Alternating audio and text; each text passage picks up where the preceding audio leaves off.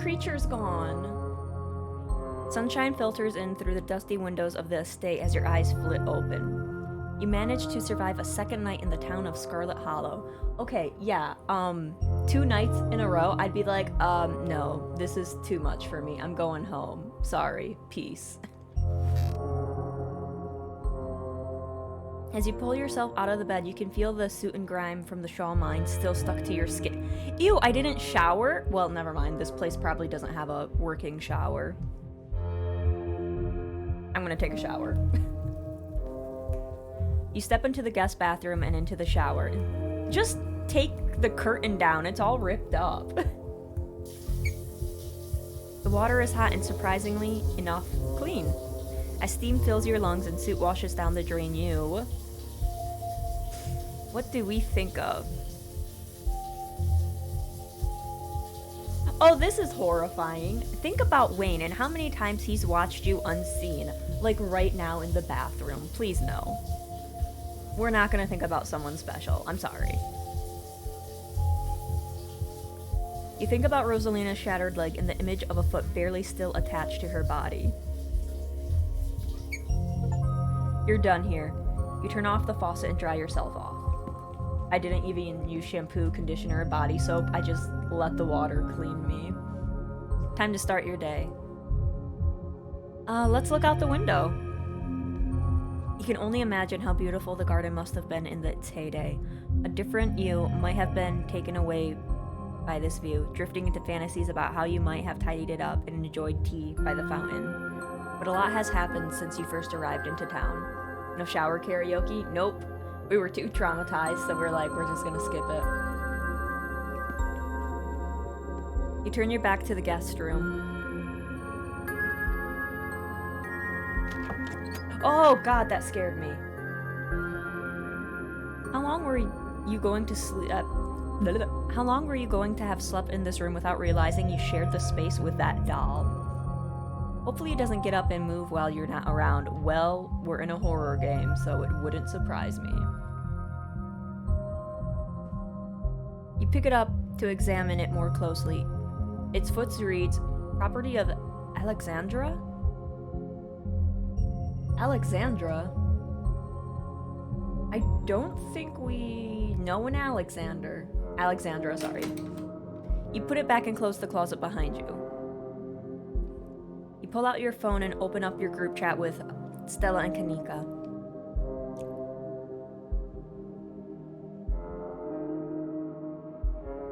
Send a photo of a pained old man?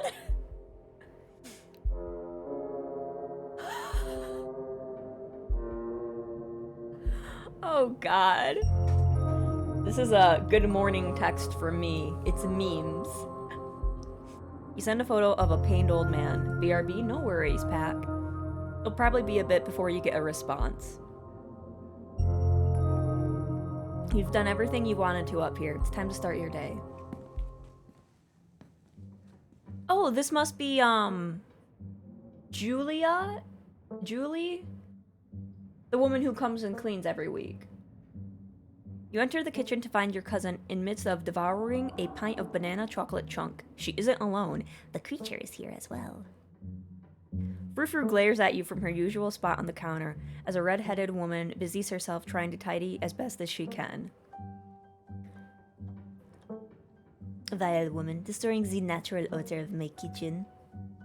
Tabitha's gaze swivels from the woman to you, her glare intensifying. Girl, listen. Bonjour, Frou-Frou. But I should say hello. Hi, I'm Bean. Janie, that was it. Good morning, I'm Janie. Just here to do my little weekly cleaning. Whatever cleaning Miss Tabitha will let me do, at least. I could have this place looking brand new, you know. Don't go making any big renovations or moving anything around. I like knowing where my stuff is. Girl, it's a pigsty in here. It needs to be cleaned. Okie dokie. It's so nice to finally meet you, Bean. I mean, I guess I did meet you on Monday when you popped into the diner. Janie. But seeing someone somewhere else and meeting them face to face are two completely different things, I suppose. Thanks. All I'm trying to say is that it's wonderful to finally actually meet you, and I'm so happy part of the family is here to keep Miss Tabitha company, what with everything that's Janie. Oh, I'm sorry, Miss Tabitha. Am I being too much again? Tabitha grumbles in acknowledgement. We're gonna say bonjour, frou. She just hates me, but you know what? I have been like a dick this playthrough. Ugh, bonjour, sacre bleu. Do not think you can say bonjour to me just because I slept at the foot of your bed last night. I still despise you. 3 humans at once, this is aberrant. Your stink will linger here for hours. How am I supposed to bear it? I see. Talking to my cat again. Are you sure you didn't get hit on the head last night? You don't say good morning to your pets? I always make sure to talk to my farm cats and alpaca. Oh, she has alpaca. Like they're people. To me, they kind of are. How's it hanging? Who says that? Hey Tabitha, how's it going? That little girl from last night. Apparently they had to take her foot. Tabitha takes one last spoonful of ice cream, then discards the empty container, turning to you with her trademark scowl. Let's get going. I've got an errand to run in town, and every time I've left you here alone, something terrible's wound up happening. So you're coming with me.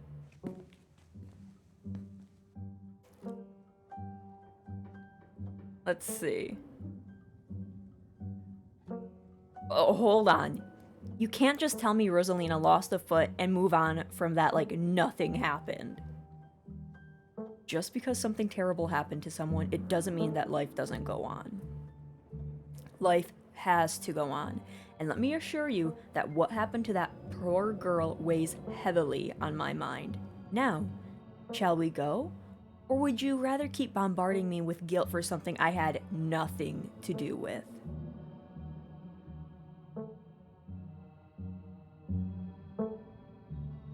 Sure, I'll meet you outside. Given your track record, if I let you out of my sight, you'd probably just disappear into the wilderness, only to return in the middle of the night after burning down City Hall. Listen, it's only episode 3. I don't think I'm gonna burn it down. Janie, lock up when you leave, please, and don't go rearranging anything, I'll know. As you're ready to leave, Janie approaches from the far side of the kitchen. Tabitha remains between the two of you, impatiently tapping her foot. Oh, Bean, before you go, I heard about what happened last night. I heard about it before Miss Tabitha mentioned it just now, and then I heard it again. I just wanted to say that I'm so sorry you got caught up in that. I'll be praying for Oscar and poor little Rosalina. They're such sweethearts. Couldn't have happened to nicer people. Thanks. Last night was a lot. If you ever need to talk to anyone, my husband is the local pastor. He's a gentleman and always willing to lend an ear. He's actually been going a little stir-crazy ever since we moved here, what with nobody really attending sermons. Wow, I can't speak. It'd probably do him a little good to talk to you through your worries. With everything that's been going on lately, having a priest on speed dial seems handy. Why are you rolling your eyes? Having a pastor on speed dial is always handy. Debatable. And my Daniel is just a wonderfully talented pastor. Also debatable. Enough dawdling. We're leaving. You and Tabitha walk through the doors of the estate and into her car. I did not get breakfast.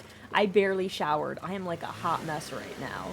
I'm like dripping wet. I have the clothes on that I came into town with. No food in my stomach. Probably barely any sleep last night. I'm a hot mess. The ride to town is uneventful. Your cousin, unsurprisingly, more focused on the road than on making conversation. Alright, we're just popping into the general store for a few minutes. What are we going to do at the general store? Picking up tea from Sybil. You drink tea? Yeah, whatever. I do a lot of stuff you don't know about. What's that supposed to mean?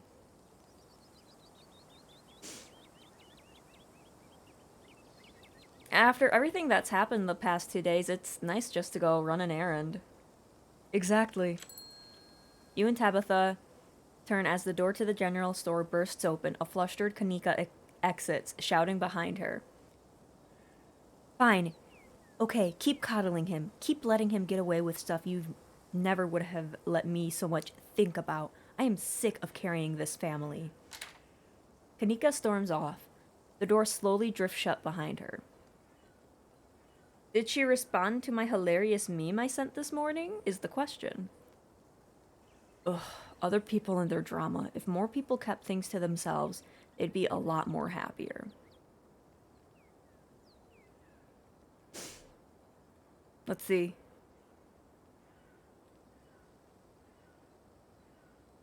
Ooh, this is a good one. True strength is not being afraid to show when you're struggling. Being able to pick things up and put them down doesn't make you an expert on strength of character. Okay, first off, she called me strong, which is good. But second off, rude. We're burning daylight. Come on already. The bells of the general That took a while to load. The bells of the general store chime as you cross the threshold. The smells of old wood and steamy herbal tea flood your senses, making you feel instantly at home. I forgot the voice I did for Sybil. There's too many people to do voices. Good morning, you two. Hope you're doing well after last night's activities. Morning. Is the new blend ready? Of course. Bean, if you'd like to keep Miles company, Tabitha and I will just be a minute.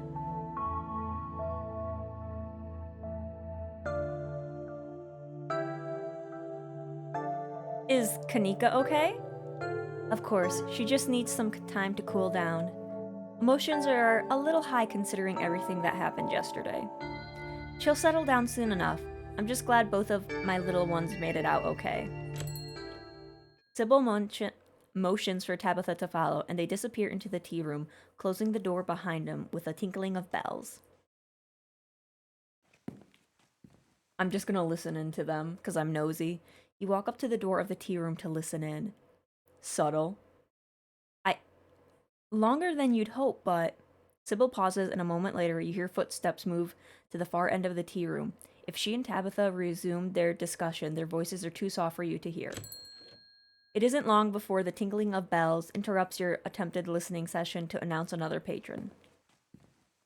Who are you? Or in this case, another two patrons. This is Duke. I have no clue who you are. Well.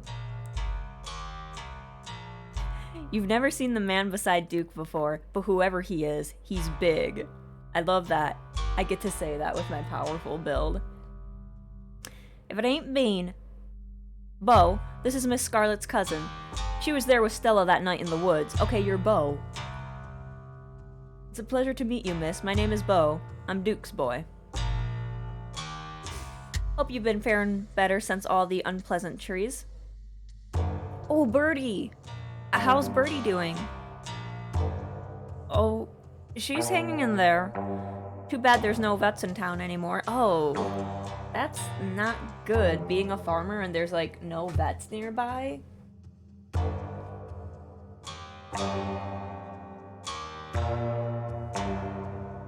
Now that I'm certain a vet could do her much good. We got her comfortable, at least. We got her set up in a closet with a heat lamp. Been trying to feed her all her favorite foods, scrambled eggs and whatnot. Would scrambled eggs be considered cannibalism? Like, it's not fertilized egg, but it's still... You know? Would that count as cannibalism? But she hasn't been too interested. Because Birdie's a chicken. At least she's not out in them woods. Things have gotten worse. I did hear whispers about what happened up in the mines last night. So sorry to hear about little Rosalina. Scarlet Hollow ain't so safe this week, it would seem. How have you been? Are you hanging in there? Oh, I can't complain. Now that we know what's been getting at the chickens, them things won't so much as step a foot on my property. Not with Bo and me watching the perimeter with our shotguns ready. We even set up the missus with a pistol. Good thing we were watching. Nearly caught Julius trying to make off with Big Betty. As if he could have really carried off a nearly 2,000-pound pumpkin on his own. I'd almost love to see him try. It's not like we'll be taking her to the state fair anyways. Now all she's good for is making the world's largest pumpkin pie. I don't think Mama has a tin big enough for a Big Betty-sized pie daddy. Yeah, who is Julius? Who's Julius? Julius Tremaine. He practically spits the name out. Some cousin, however many times removed, though I don't claim him as kin. He owns the farm next to ours, except he doesn't seem to have a good grasp on whose property is whose. Thinks he owns half our land, always sneaking around and taking vegetables we planted. Of course, the way he tells it, we're the ones stealing from him, saying he's the one putting seeds in the ground. He's a miserable old cuss, and he knows it too. Stealing vegetables born of other folks' hard labor is probably the only joy he gets in life. Big Betty is a pumpkin? Sure is. Probably would have taken home at least a few ribbons at the state fair this year. Maybe even a world record if we were lucky. Well, my hens are more important. We'll just have to grow an even bigger one next year, Daddy. Land's been good to us. We're sure growing big out here in Callaway Farm.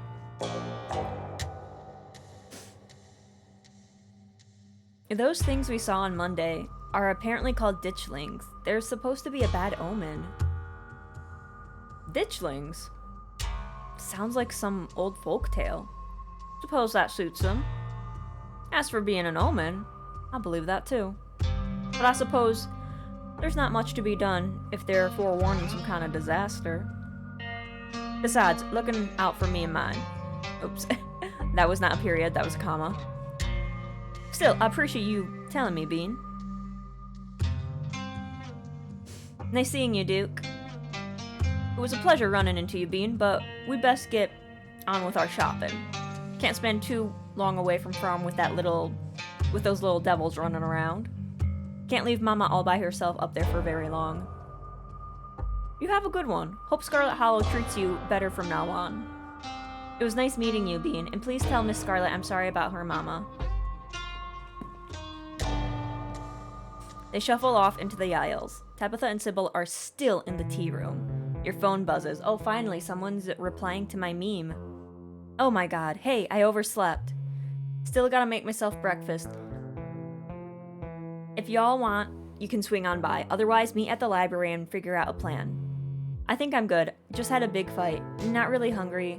Sorry, ooh, that's Kanika. Oopsies. I think I'm good. Just had a big fight. Not really hungry. Gonna chill in my van for a while. If you want to hang out, though.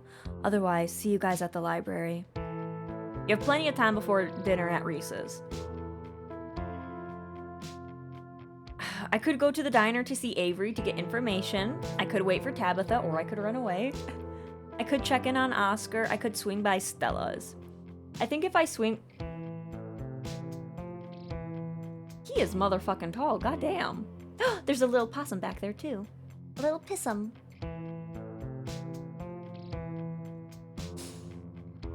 Well, I don't think Oscar knows me well enough, and maybe I should just let him cope with everything right now.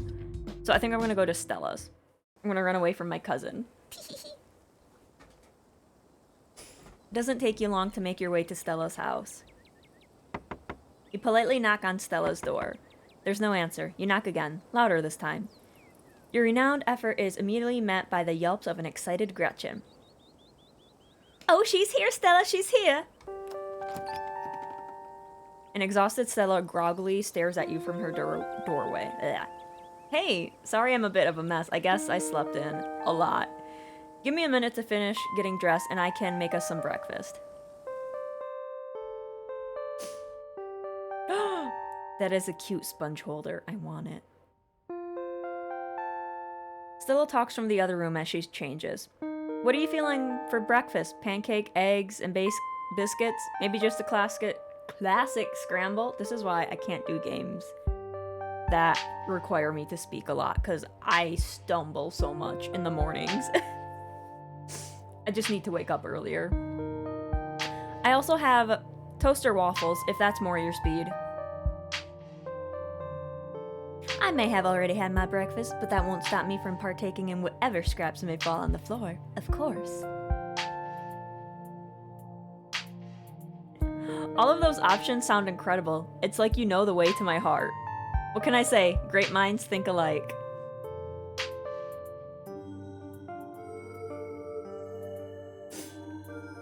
Let's see. I kind of want... I'm a pancakes gal. Excellent. Nothing like a stack of cakes for breakfast. We can even make them together. Oh my god. I ditched my cousin to go and make breakfast with my woman. Tabitha's gonna kick my ass when she sees me tonight. I used to have a jumpsuit like Stella's, but I'm afraid mine's been torn to shreds from years of use. Alright, let's get started. I can flirt. That's a cute jumpsuit. It most certainly is, isn't it? Aw, thanks. I kind of picked it out just for you. You picked it out just for me? Oh my god. This used to be my lucky getup from back when I did ghost hunting videos. Though, I guess you might call it unlucky since I've never actually seen a ghost. But hey, after the past couple of nights, maybe we just need a little bit of bad luck. The kind of bad luck where we don't find anything, of course. Don't want to jinx us. Should we start on the food? I'm starving. Let's get started. Yes, I am here for the enthusiasm. Pancakes are pretty easy. The real challenge is not burning them. I mean, it's not hard to burn, it's not hard to burn food, just watch it. And not undercooking them. Okay, that might be a bit harder, but it's not that hard, just be pog. And not burning them and undercooking them at the same time. But hey, at least the ingredients are easy to assemble. I'll handle the dry stuff if you mix the wet stuff. Stella gives you a handful of pre-measured ingredients, a bowl, and a whisk. And if you don't mind, I'm gonna make an egg for myself while you work on the mix. Can I have an egg too? Actually, can I have an egg too? Of course, the more the merrier. Hope you like it over easy. Anyways, seems like you got an earlier start than I did today. Anything interesting happen while I sleep? Did Tabby give you a hard time? And have you heard anything from Oscar? Let's see. Tabitha was planning on babysitting me all day, but I gave her the slip because she disappeared and I'm like, boo. I'm glad you're here. It's been really nice spending time with you, even if a lot of it has been the two of us running in terror from monsters lately. I personally prefer that you came alone. My Stella could use better company like yourself in her life. I ran into Duke and Bo at the general store this morning. Oh yeah? How they doing? Have they run into any more ditchlings? Seems like they're doing okay. I haven't talked to Oscar yet, but apparently they had to amputate Rosalina's foot. The color drains from Stella's face. Oh no. That poor pup. I hope I made things easier. Stella stands in silence for a moment before perking up. I baked some cookies last night after we got home. I was a little restless. I'll bring them over today. I'm not sure what else I can even do. Though cleaning his house of its spiritual residence will probably be helpful too. Hope you haven't forgotten about our ghost hunting plans this evening. How are you still so positive after everything that's happened? Different people cope in different ways. I know there's nothing I can do about this situation, so I just try not to think about it. If I did, I might sink into a pit of despair and then I'd just be useless. What if I just tuck it all away? I can be there for people who need me. Like the way you've been there for folks this week. You have a strong will.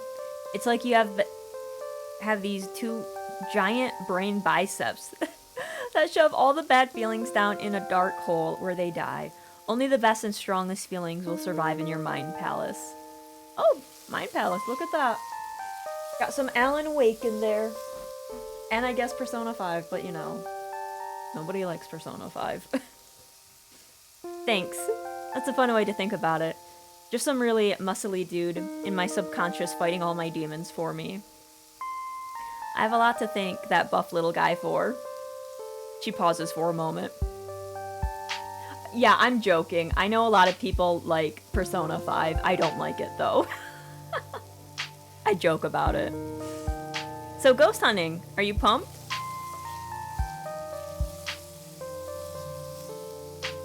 I'm extremely pumped. Excellent, me too. If there's a ghost, I hope it tries to communicate with us instead of scare us. I want to know what it's like to be dead, or if there are more ghosts out there. Kind of a dark way to think, Stella. And if this is anything like any other ghost hunt I've ever been on, it'll be a much appreciated breather. Unless you count Tommy knockers as ghosts. I don't even know if you would count them as ghosts. Or Wayne. I don't even know about Wayne. Man, he's probably gonna appear out that window and be like, why aren't you home? Well, if y'all are excited, count me in on the enthusiasm. Eggs are done. Time for the pancakes. Stella takes your bowl from you, dumping it into her flour and whisking quickly to combine the ingredients. And now we pray the pancake gods for a perfect stack. Thanks for coming over, by the way. It's lonely here sometimes. I'm surprised to hear her say it, but it's true. It's so nice to finally see her have a caller again.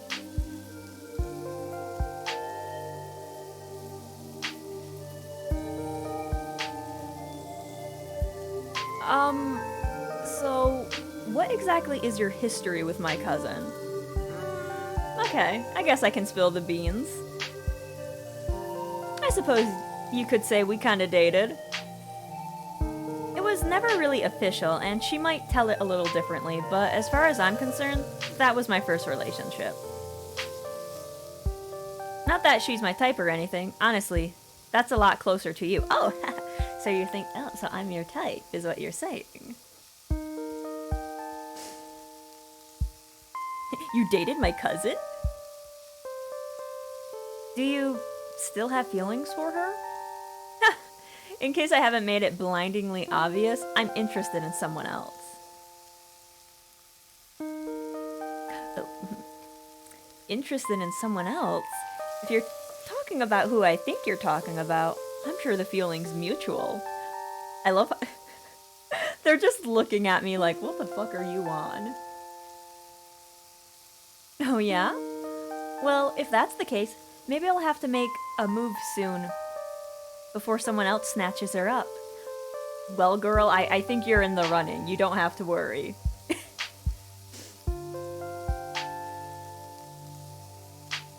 Why'd you two split? I wish I knew. It just kind of stopped after high school.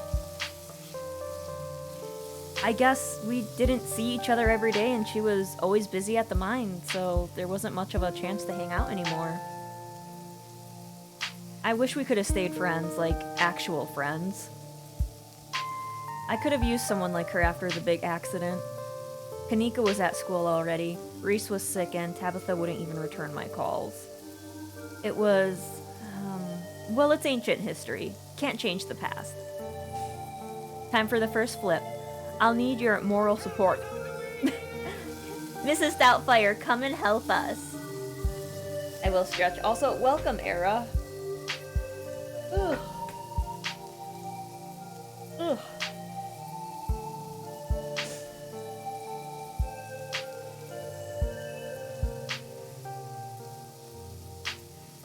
Stella's face screws in concentration as she readies herself to flip the pancake. Nailed it. That's the perfect flip. We're on a great team.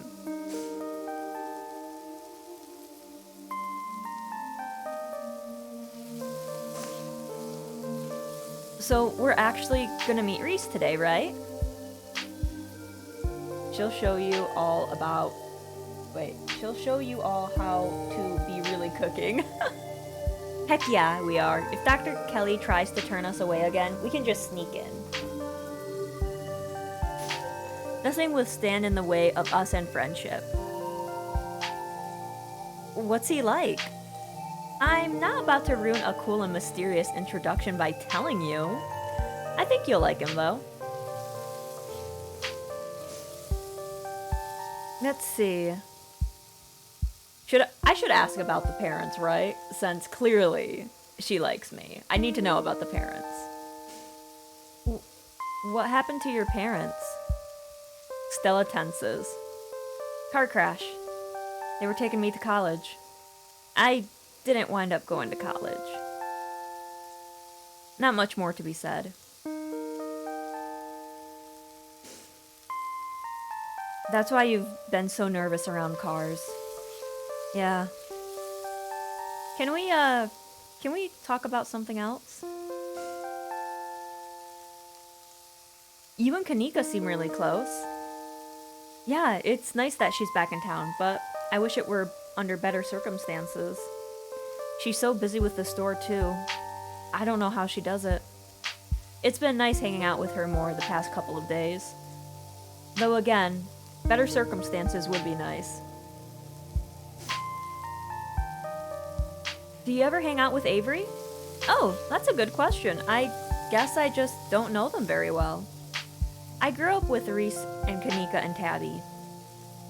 Even you don't seem like a stranger. What with you, who you're related to? Avery moved here a few years ago. Kind of close on the heels of all the stuff with the accident, so I guess I wasn't really in the right headspace for making new friends. I do go to their parties, but now that you mention it, it is weird that I haven't thought to try and hang out with them outside of that. I should text them sometime. How's the food coming? Funny you should ask that. Looks like we're done here. And with that, breakfast is served.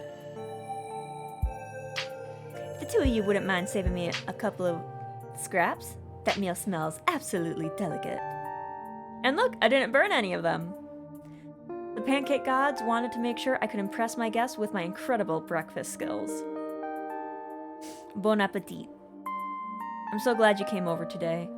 I've been having a little bit of a hard time sleeping the past couple of nights. I'm sure you can relate. I think I need a nice, slow morning like this, just hanging out with you. As you and Stella start to dig in, you're interrupted by a phone alarm going off. Oh shoot, I almost forgot, it's Mayor Jimmy Day. If they're even still doing it after last night. I wonder how far the news has spread. Either way, it's a good excuse to meet up with Oscar and see how Rosalina's doing. Gretchen scoffs at the mention of Mayor Jimmy. Mayor my rear end, I certainly never voted for him. Gretchen says she didn't vote for him. Well, of course she didn't. Gretchen's a dog. Dogs can't vote. Stella falls silent. Maybe they should, though. How would that even work? Little paw prints? Never mind. I'm getting ahead of myself. Let's scarf this down and head on over. I'll make sure to bring some biscuits for the mayor. Biscuits? I can't believe Stella's bringing the good stuff for that lowlife. Gretchen doesn't seem to like Mayor Jimmy very much. Huh? Because she barked? Well, that won't stop me from bringing biscuits. It's always good to be polite. Let's go. You and Stella make your way to the library. It's busier than usual. A small crowd has already formed in the corner of the main foyer. Now we're just waiting on Kanika. Thank God we have something to do this morning. My family's been driving me nuts. Yes, the whole gang's here. I've been waiting to introduce Bean to the mayor for, like, the entire time I've known her. It'll be worth it. Trust us. Alright, shall we?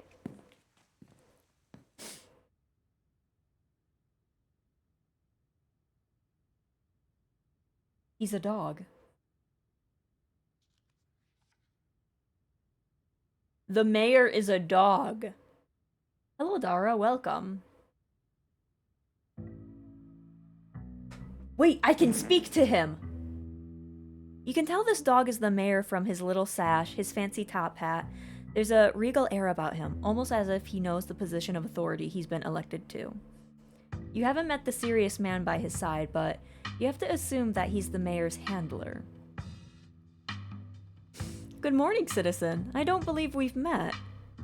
He holds out his paw as if to shake your hand. You take his little paw in your hand, but the burly security detail stops you. No paw shaking, only head pats and ear scratches allowed. I must apologize for my security detail. He has my best interests at heart, but he can be a little gruff at times. He's a dog. And you're an ape. And yet here I am, the big dog in charge. He's the mayor. I'm so glad no one earned the surprise. This town has had a dog as mayor since the early 1990s. Sorry, the 1900s. That's just how we do things around here for some reason. It's the best part of living in Scarlet Hollow, besides the nature. And all of my friends and Winnie's Biscuits, oh, and the close-knit town community, of course. But having a dog mayor is a close fifth, no contest. Now, is there something I can help you with? You're not one of my... God, my throat. I'd like to make sure I spend plenty of time with the voters. Wow, rude.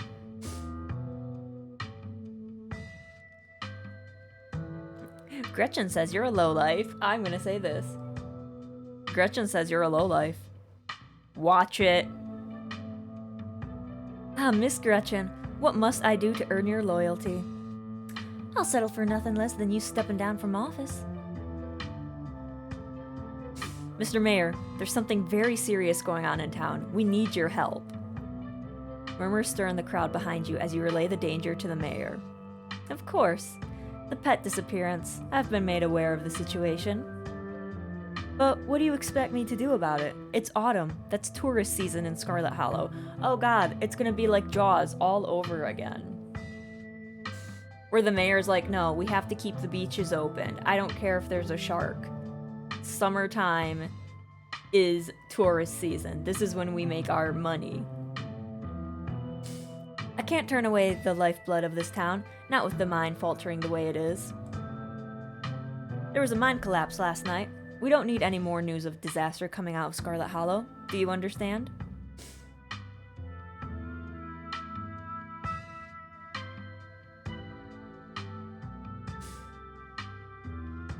So you know there's monsters laying eggs in local animals, and you're just going to let it happen? Laying eggs? Don't be ridiculous. I'm sure that whatever is causing these disappearances is just a bear or a mountain lion. We've all smelled them, up in those hills. They'll move on. This is a southern town. Plenty of people are armed around these parts. They'll take care of the problem before it gets out of hand.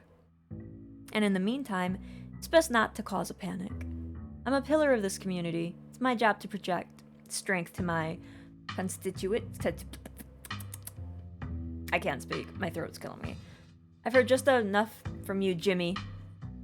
Look at you, putting on a show in front of your adoring fans, while the dogs of this town are snatched up by monsters in the woods, hoping the humans will clean it up after you. When are you finally going to do something meaningful for the hairier citizens of Scarlet Hollow? Now, Miss Gretchen, there's no need. Scraps never would have let those things prowl that woods for long. And you sit back waiting for the humans to notice, letting more innocent dogs suffer. You know, I'm almost happy I lost my life to those things the other night. Oh, sorry.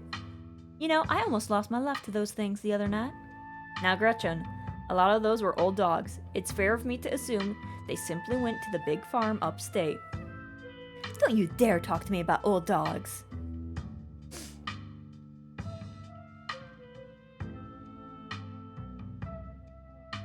She's got a point, Mr. Mayor. I love how everyone's like, what is this woman on? She is talking to dogs.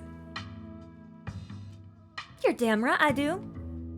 Scraps would have been out in those woods at the first sign of trouble, tearing out the throats of any creatures who dare threaten the dogs of Scarlet Hollow. Yet here he is posing for the little rectangles like nothing. Gretchen squirms in Stella's arms, straining to get at Mayor Jimmy. Whoa there, Gretchen. Calm down, old girl. You're gonna pull a muscle. Mr. Franklin, I think now's a good time to dispose of this riffraff.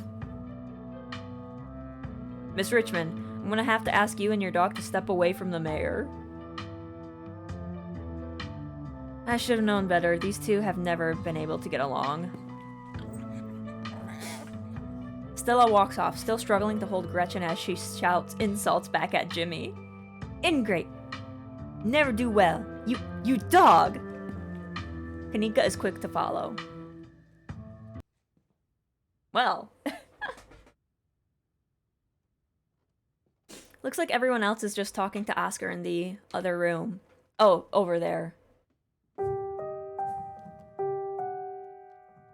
Who the hell are you? I don't like this. The music is ominous. This man just approached me. Like, excuse me.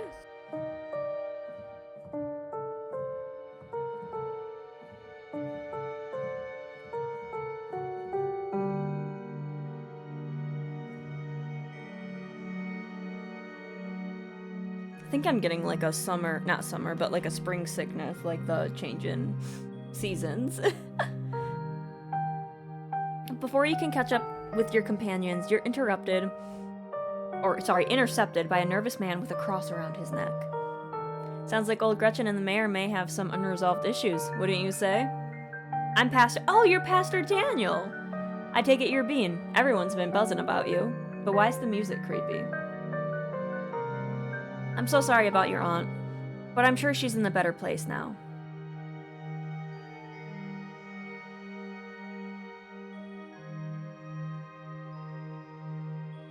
Janie mentioned you this morning. That woman is the light of my life. I'm so glad she's there to help your cousin through this rough patch.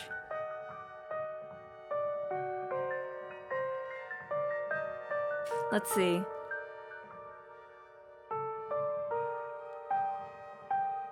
The mayor is a huckster and a fraud. The bastard cares more about tourism than the fate of the town. The pastor goes quiet for a second, his face suddenly white as a sheet. The smile fades from his face as he stares at you intently, studying your expression. You too. He glances to either side before continuing. I thought I was the only one. Please come visit me at the church soon. Seems like we might have a lot to talk about. He hurries off, suddenly quiet and serious. That was interesting. Nothing to do now but catch up with your companions.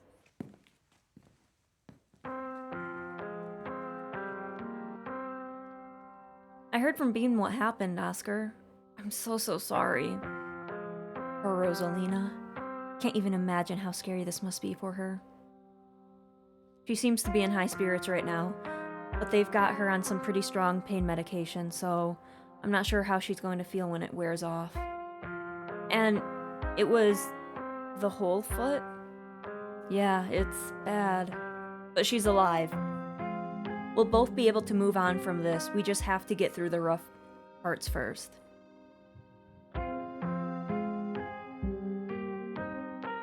I should have done more for her.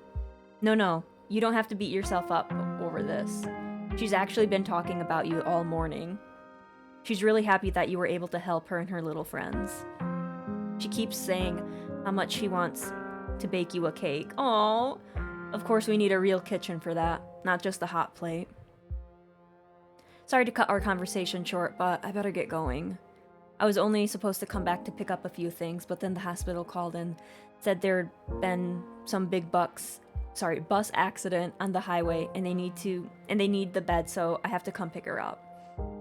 Even though our house is still haunted and the only place she can lie down until then is the dirty back room that drove her away in the first place, and Mayor Jimmy Day is happening. Sorry.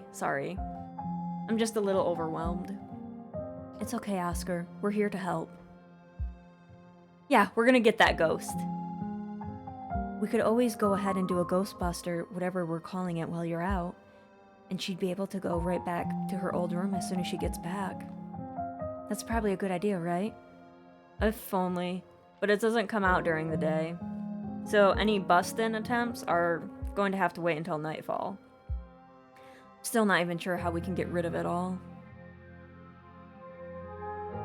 I think I'd have to see for myself if it was gone. It managed to trick me a couple of times, and I can't handle any more surprises right now. Welcome back, Hope. Welcome. I hope you're enjoying your coffee. I've got every ghost hunting device known to man. You're in good hands, Oscar. We have the power of friendship on our side. Don't worry, Oscar. We'll fix this. Heck yeah, we will. Yeah, whatever this is, we'll get to the bottom of it. Tonight. Thanks, guys. I really appreciate it. I'm heading out. It should be dark by the time we get back, so I suppose I'll see you then. Oscar hurries off, car keys jingling as he jogs out the door. Let's head up to Reese's. Maybe we can get him to come ghost hunting with us tonight. Oh no, you're not gonna try to get Dr. Kelly to let him leave the house, are you? She'll kick us out even for asking. I wonder if he even knows what happened last night. I don't know how disconnected he is from the news around town. Jeez, should we tell him? Gosh, I don't know. Maybe we should just play it by ear. Anyways, shall we? Time to go. So about the mayor.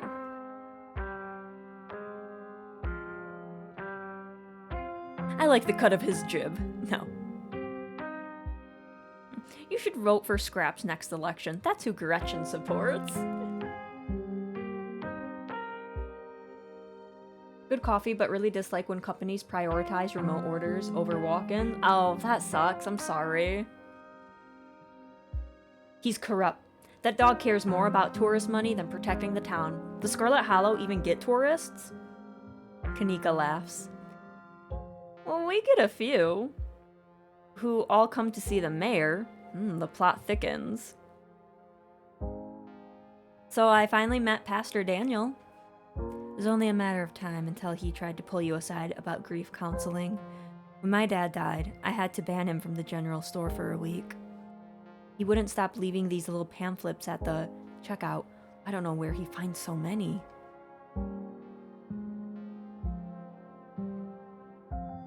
I think he comes off as a little weird because he shares my gift. Your gift? The one where I can talk to animals. He corroborated some of the things the mayor told me. Wait, really? Whoa. Okay. Assuming for a minute that both you and Pastor Daniel have magical powers to speak to animals, I don't think that's enough to explain how weird the guy is. For an instance, I like you, and I don't like that pastor. I wonder how many people out there share your gift. There's so many implications.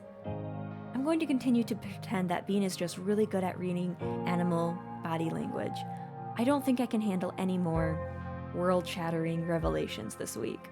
So they're just gonna ignore I talk to animals. They're like, yeah, that's great, Bean. That's great. Fantastic. 10 out of 10.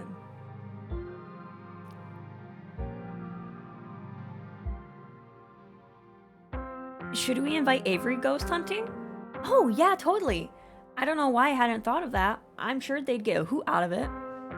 Yeah, I can't say I mind having a calming presence with us tonight. We won't be much help to Oscar if we start jumping at our own shadows. Cool, I'll text them on the way over to Reese's. What about Tabitha? What about her? You're not planning on inviting her, are you? Oh my god, yes! Can you imagine how much fun that would be if she really shows? Stella, come on. I know you think you have some kind of bond with her, but she's awful. She isn't even nice to you. You just haven't given her a chance. Maybe if she comes along tonight, the two of you will finally get along. No.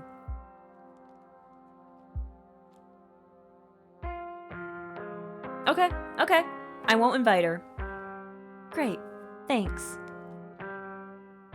Alright, shall we head out? Also, I'm surprised Tabitha hasn't, ran in here to find me. I left her. The three of you leave the library for an early dinner at Reese's. We just had breakfast, but now it's dinner. You once again find yourself in front of Reese's house. A cold hesitation grips you as the building looms over the hilltop. Though it's only early afternoon, it feels much later. The sun is already sinking behind the tall mountains that surround Scarlet Hollow. We're a little early. What if Dr. Kelly yells at us? There's no such thing as early when you're hanging out with friends. There's just extra time you get to spend together. Okay, but what if she yells at us? It's too late. The door swings open. Hey! Reese! Oh my god, dude. It's been ages. You must be Bean, right? I've heard a lot about you. Stella's been relentless about making sure I got all the Bean updates. My goodness gracious, there's something that smells terrible off that boy. Get away from my Stella, you fiend. Gretchen starts yelping at Reese, straining against Stella's grip as she tries to get between them. Oh, this is interesting.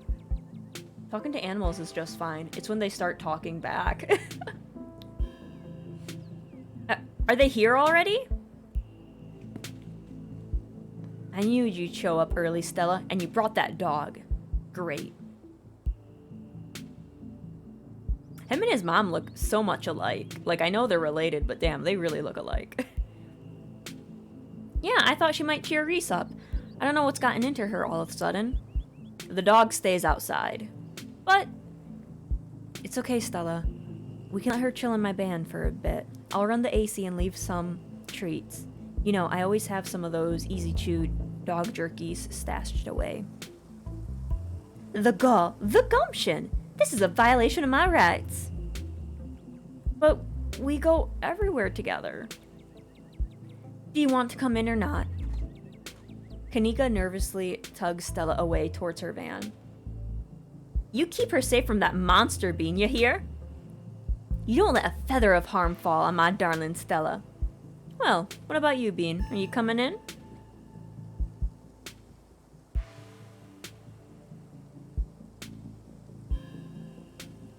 Oh, sure. It's not like I'm gonna die or anything. You follow Reese and Dr. Kelly inside. Stella and Kanika aren't far behind you.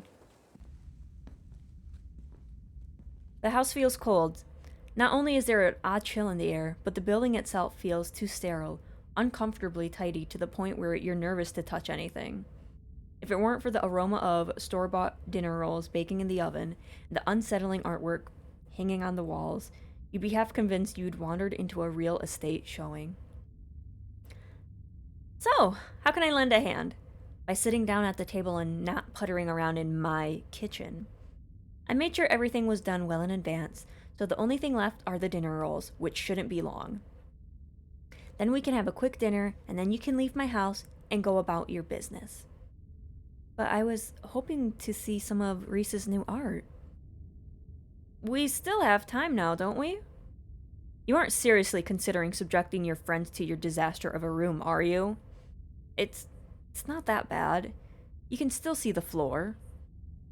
Dr. Kelly raises a single questioning eyebrow. I don't mind a little mess. Yeah, I doubt it could be any worse than the way I keep my room. Yes, okay, fine. As long as you stay out of the kitchen. I don't care what you get up to. Cool, we'll just be downstairs. You won't even know we're here. And then we all start screaming and ripping stuff down. You make your way towards the basement stairs. The basement is what you might expect out of a tortured artist who spends all his time confined to his studio. Discarded canvases line its edges while trash and sketches leak out from their piles in the corners of the room, hiding the bare cement floor. Ghoulish faces coat the walls in paint, sneering out at its creator. Oh look, it's Pinhead. A little, oh, you can't see it, but it's a little wormy man. Let's see what else. That's an interesting piece. Like, he has a lot of art. Oh, he has a plant too. Look at that.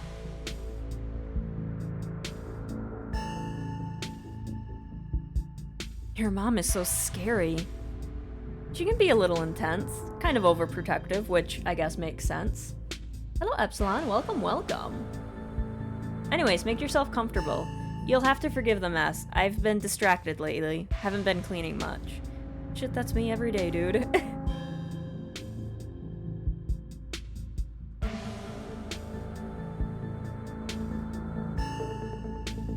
So, has Stella told you everything that's happened the past couple of days? Oh, she's told me all about what you guys have found out there. I wish I could see some of it myself, but, you know. He gestures in futility towards the walls of the basement. Are you sure you can't just sneak out one of these nights? The doc isn't keeping me prisoner here, Stella. I'm sick. You know that. I'm sorry, man. I didn't mean to. There's nothing to apologize for. And I appreciate the effort. Really, I do. There's just nothing you can really rescue me from. That die's already been cast.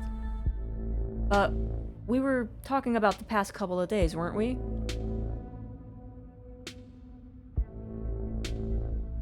What do you think's going on with Wayne? We have not seen Wayne this entire episode. Where is he?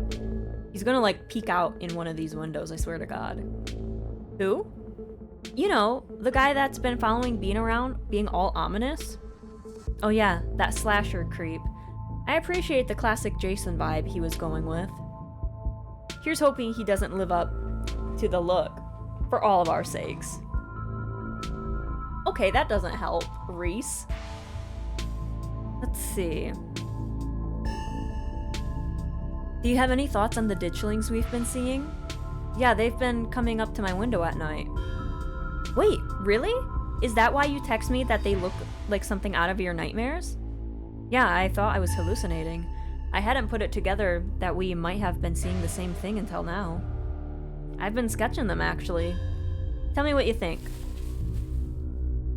This looks like the one I punched. In episode 1. He pulls out a sketchbook from one of the piles in his room. Okay, that's exactly what I saw on my way home last night. What does it mean that they've been lurking around here, though? I don't know, but I like the company. They're kind of beautiful in a sad way, if you ask me. I'm not gonna tell him I punched one. He might get sad. Agree to disagree with you there. Those things are gonna be stuck in my nightmares until the day I die. Hello, Priv, welcome. What do you think of my cousin? She was always so distant and mean. I probably would have thought she had it out for me, personally, if she wasn't like that way towards everyone. Or if I thought she even knew my name. But people change. Maybe she's nicer now. She's still terrible. You guys just never took the chance to get to know her. She's actually really funny and sweet. I'll pass. Thanks. Do you think the town is doomed? I think everything is probably doomed at some point, but I guess that's answering a different question. Do I think the town of Scarlet Hollow is on the brinks of collapse? Probably not, but it's not like I have a lot of perspective on what it's like out there. There could be rioting on Main Street, and if Stella or the doc don't tell me, I just wouldn't know. I would totally tell you if there was a riot. Would Dr. Kelly tell you, though? I mean, yeah, I'd hope so, but the point I'm trying to make is that other people are my eyes out there.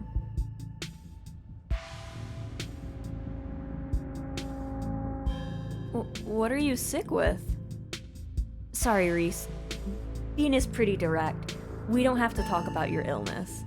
It's okay. I've come to terms with the way the rest of my life is gonna be. You're so macabre, Reese. You just make it sound like you've been sentenced to death. You haven't, right? Not exactly. No one really knows what's wrong with me, but it's been getting worse. I can barely keep most food down. My skin always itches like there's worms crawling underneath it. Oh. I could live for a long time or a short time. No one's sure. But I'm definitely not getting better. Whatever time I have left is going to be miserable. So I've done my mourning. My best years are behind me. My future is unknowable. But one day I'll wind up in a pine box, just like everyone else. And I'm okay with that. Dang, Reese. I may be a goth, but that's some real nihilistic shit. We'll make sure to come by more often from here on out. Friendship heals all the wounds, right? Thanks, guys. But you really shouldn't worry about me. I have my art. I'm doing fine. Really.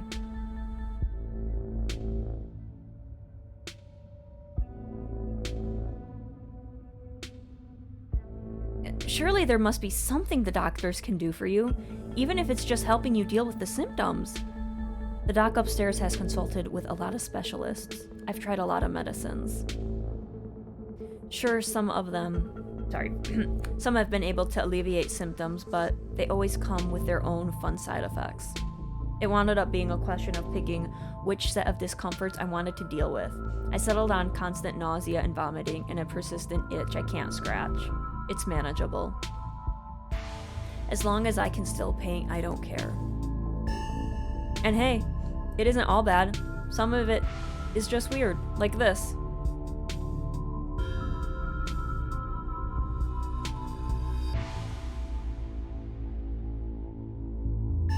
Reese pulls on the skin of his arm. It stretches unnaturally.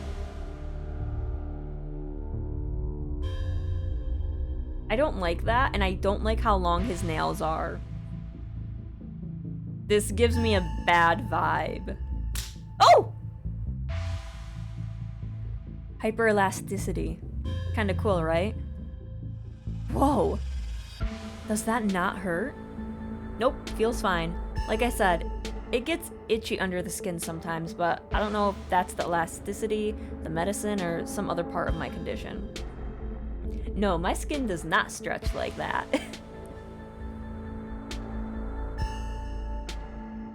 Your art. There sure is a lot of it. Yeah, it's kind of a compulsion. Being stuck down here all the time can be pretty frustrating. My emotions have nowhere to go, so they just go writhe and grow inside of me and pick me apart from within. But when it gets bad, I can just pick up a paintbrush and let them flow out of me and onto a canvas. Like I can trap them somewhere outside of myself, at least for a little while. But they come back over and over again, so I keep painting. You know, you could gain a real following if you ever post these online. Just saying. Nah. I think I'm okay sticking to sparsely populated late-night live streams. That's all the social media I can handle. He's a streamer! You're a streamer. I don't know how you do it, Stella. Having to exist in front of all those people all the time. Knowing some version of you lives in their heads. Knowing they expect something out of you that you might not be able to give them. Okay, but if the only time you ever put your art on display is live stream during ghoul hours, when am I able to see what you've been working on? Tell you what, when I die, I'll leave you my paintings. Then you can see them all. I said streamer. He's a streamer. And maybe they'll be worth millions since I'll be dead. I'd be able to rest easy knowing someone had retroactively given my life value.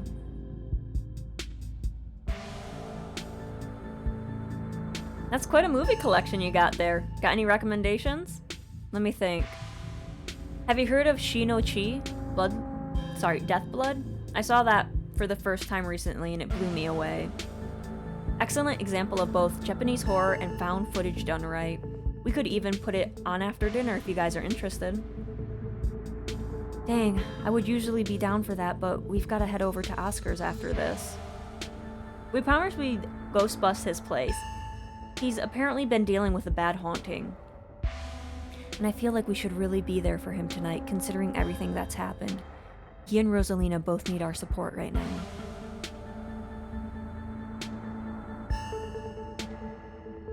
I'll take a rain check on the movie, though. Yeah, we'll definitely come by for a movie night this week. I'm free tomorrow night. Same goes for Bean. Wait, you don't know my schedule? I should probably work tomorrow, but I can close up early. Oh my god, we're gonna go watch our movie.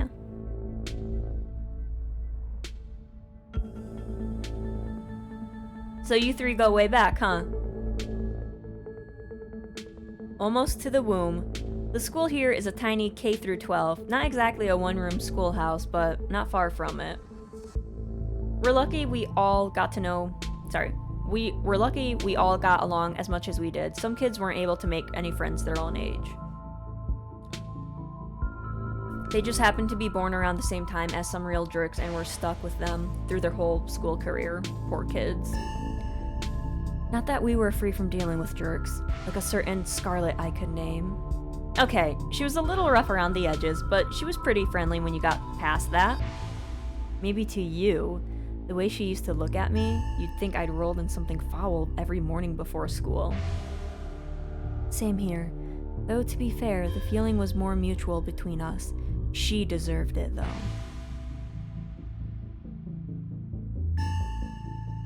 Let's see. Your mom really looks out for you. That's one way to look at it, I guess. It's possible she's gotten a bit of an edge lately. I think my condition has been stressing her out a lot. It used to be something she thought she could fix, but I think she's kind of accepted that it's just something we have to manage. But even if she is a little harsh, she means well. It's like you said, she's just looking out for me.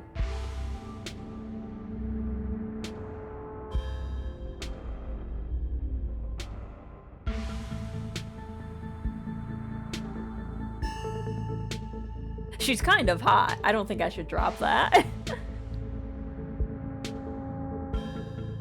I get it. She's just worried about you. Are you sure it's not just that I did something wrong and she's never forgotten it and will hold it against me until the day I die? Oh, sorry, that was not Reese, that was Kanika. Actually, Kanika, I think she admires you. She says you have a good work ethic and she has a lot of respect for people like that. Really? She really said that? Oh. Then I can't imagine how mean she must be to the people she doesn't like. I think she's usually nicer to them. That's how you know you've really messed up. What about me? Does she say things about me? Do you want to know? Well, when you say it like that, no. I'll just keep imagining us being very good friends. Dinner's gotta be ready by now, right? Almost on cue, Reese's mom shouts from the kitchen. Dinner's on the table. Guess that's it for catching up. Make sure you wash your hands with soap. Yeah, I know how to wash my hands, lady. I don't want anyone sharing their germs at the dinner table. Sure thing, Doc. I'm allergic to soap and I can't wash my hands. Yes, ma'am. Oh, some of his art is up here. But it looks like it's just him and his mom. You make your way towards the sink, but are stopped in your tracks by the pull of an odd door at the end of the hall. It feels out of place, like you've accidentally wandered into a different, older house. But more than that, you feel something radiating out from behind it. Something dark and cold. Something that reminds you of the dusty tunnels you narrowly escaped last night. An impressive hum just beyond your hearing fills the air, and you feel strange. You're compelled to approach the door, drawn in as if hypnotized. Guys, I think we have to open the door.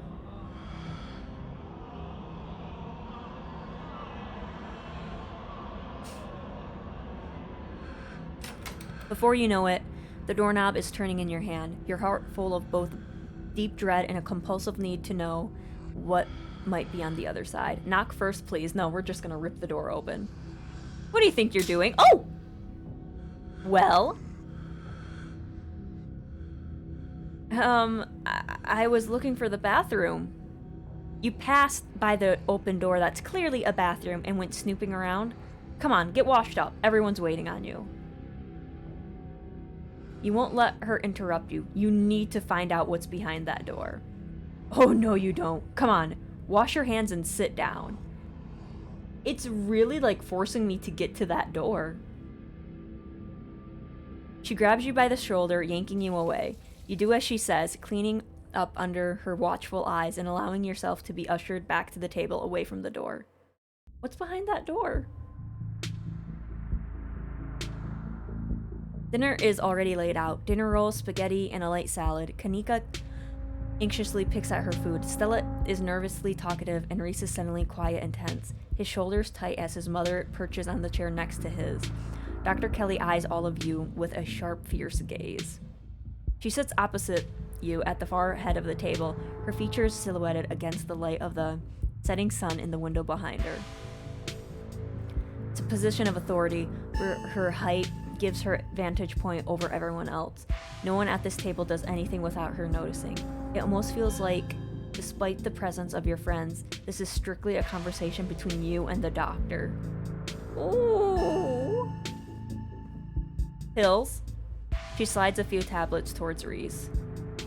He obediently swallows them.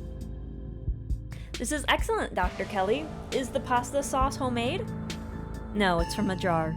I work too many hours to make my own pasta sauce. Well, you have excellent taste in brands, and if you ever want any tips on easy homemade pasta sauces, you know No thanks, Stella. I have the internet if I need recipes. Thanks again for having us, Dr. Kelly. We really appreciate it.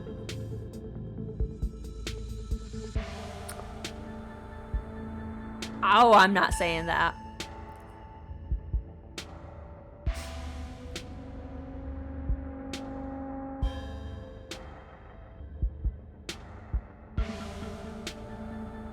Reese is a talented artist. You must be very proud of him. He has a lot of skill, honed through practice and dedication. I can't say I understand a lot of his pieces, but of course I'm proud. Thanks, Doc. He doesn't even call her mom.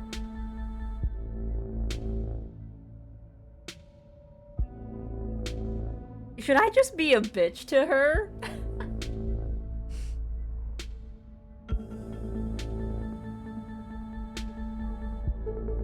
Does no one in this town have two parents? Maybe I shouldn't say that.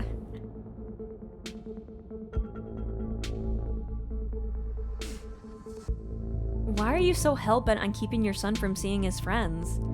I'm his doctor and his mother. I know what he needs better than anyone, and I don't appreciate some stranger who met him less than a half an hour ago trying to tell me how to take care of him. You know, Doc, I feel fine. I mean, as fine as usual, so not perfect or anything.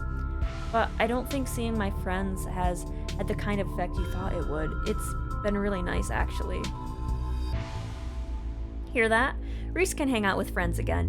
If you're still feeling okay after dinner, maybe you can even come ghost hunting with... Ow! Jeez, Kanika, what was that for? Don't push it, Stella. Just say that next time instead of kicking me. Your boots are heavy. Sorry, Dr. Kelly. We're totally respectful of Reese's boundaries, even though they might seem a little arbitrary and strict. They're not arbitrary. These rules are in place for a good reason.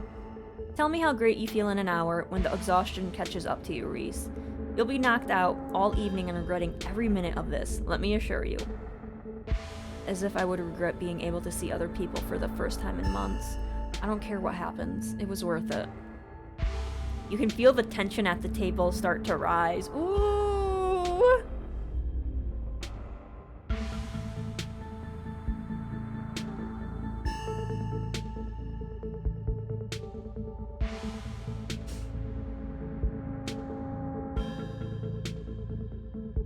Do you know Sam Wayne?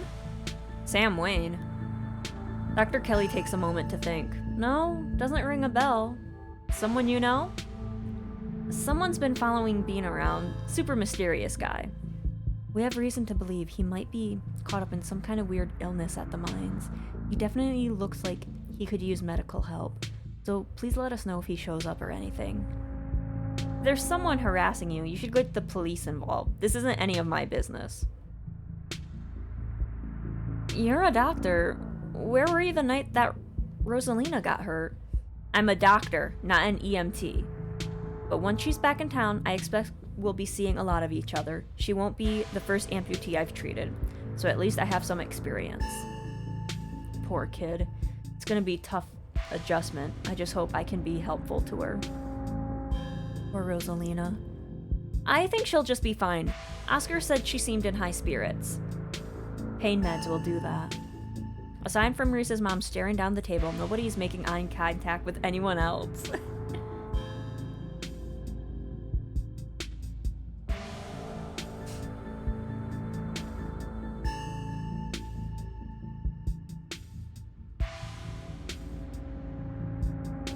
What were Stella and Kanika like as kids? Noisy and messy, like all kids. And they always had those little projects, videos or crafts or animal rescues, whatever it was that had captured their imaginations that week. So like I said, noisy and messy. Didn't we bring a dead squirrel into your house once? Oh god, not the squirrel.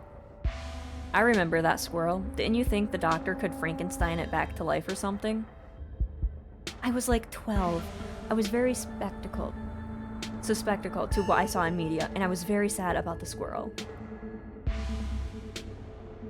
That's one of those things that keeps me up at night. I still feel guilty about bringing that into your house, Dr. Kelly. I'm just glad you didn't make it a habit.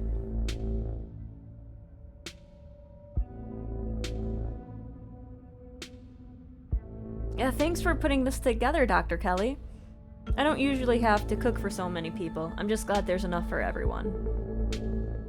It reminded me of what it used to be like when these two would come over, hungry teenagers eating me out of house and home.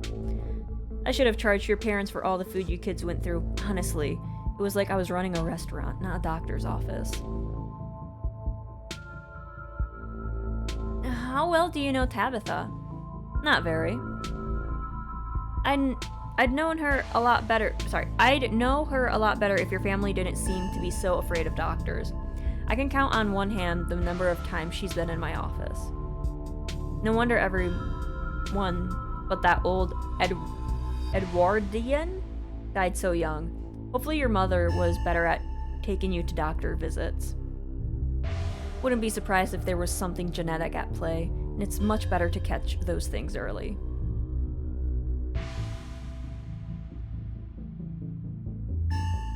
We're just gonna try to find out everything. Have there been any strange illnesses spreading around town? What? No. Are you sure you haven't met with any minors who had unusual symptoms? Anyone who seemed sort of drippy? Or strangely ominous when they talked? Sorry to pry, just doing my due diligence. Oh, Mrs. Doubtfire, thank you. Let me stretch you.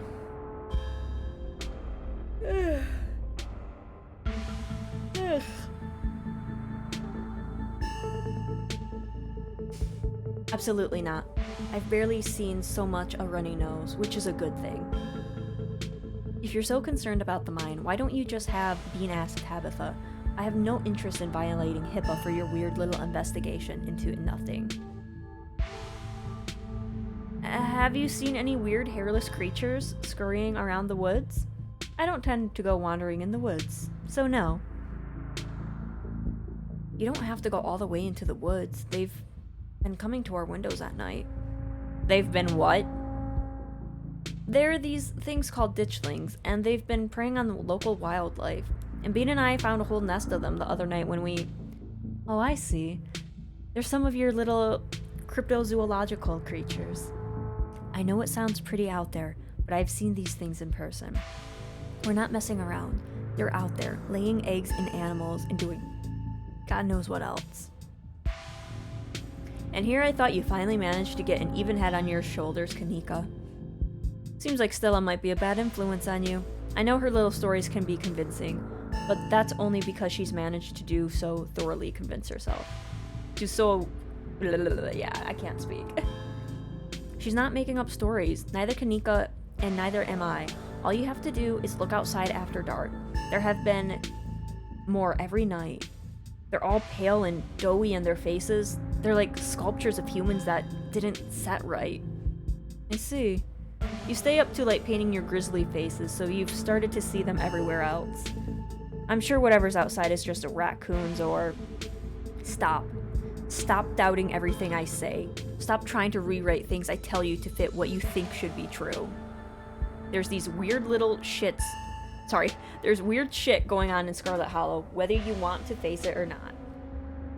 Aside from Reese's mom staring down the table, nobody is making eye contact with anyone.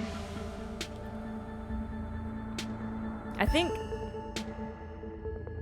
What if I just do this? And then she'll just, like, absolutely murder me.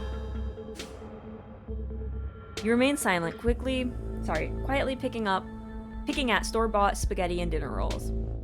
So, we were talking about maybe watching a movie sometime this week while Bean is still in town. We'll have to see how you're feeling. I can handle a movie, Doc. Yeah, we'll just sit downstairs in the dark. Reese is used to that. I'm sure he'll be okay. You're always overestimating how much you're able to do, Reese. This is why you keep getting sick. If I get sick, so what? It's not like that's ever gonna change. I'm sick every day, and I'm not getting better. I don't want to spend the last few miserable years of my life holed up in the basement alone, just because seeing my friends has been deemed too strenuous. I'm an adult, for God's sakes.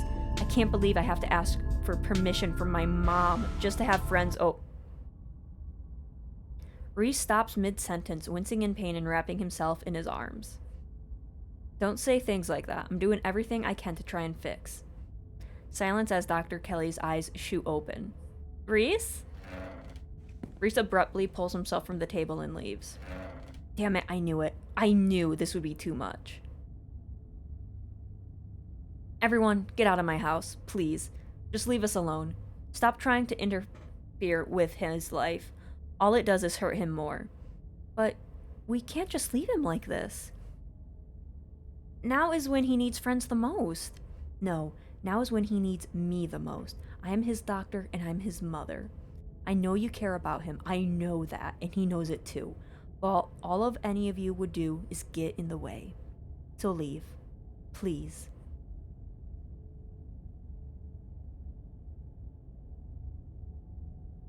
He seemed fine before dinner. It always comes in waves, and I can assure you that right now, he's very much not fine. Now leave. The three of you are rushed to the door. We'll be back, Reese. I hope you feel better soon. Well, what a nice dinner. Dr. Kelly shuts the door in your faces. The click of a lock signals the end of your dinner at Reese's. Something weird happened when I went to wash my hands. It was like I was forced to try to break into the clinic. Forced? How? It was like something was making me go there. I wonder, was it like that carving in the pit last night? Before you had that seizure, it was kind of like you were hypnotized. I didn't really have a good angle from the top of the ladder, but I guess I'll take your word on it. Hypnotism seems like a step up from what we've been dealing with, though. I mean, I don't know. A lot happened last night, but the whole thing was very trance-like. I guess it was kind of similar. What if there's another carving in there? That'd be so weird. If there is, I wonder if it'd give you another vision. Maybe these things have something to do with the ditchlings. Hello, Wolf. Welcome back. I'm hoping you're enjoying your pizza. You're not suggesting we go poking around in there, are you? Of course I am. Maybe tomorrow. I am not breaking into Dr. Kelly's clinic based on a bad vibe Bean got.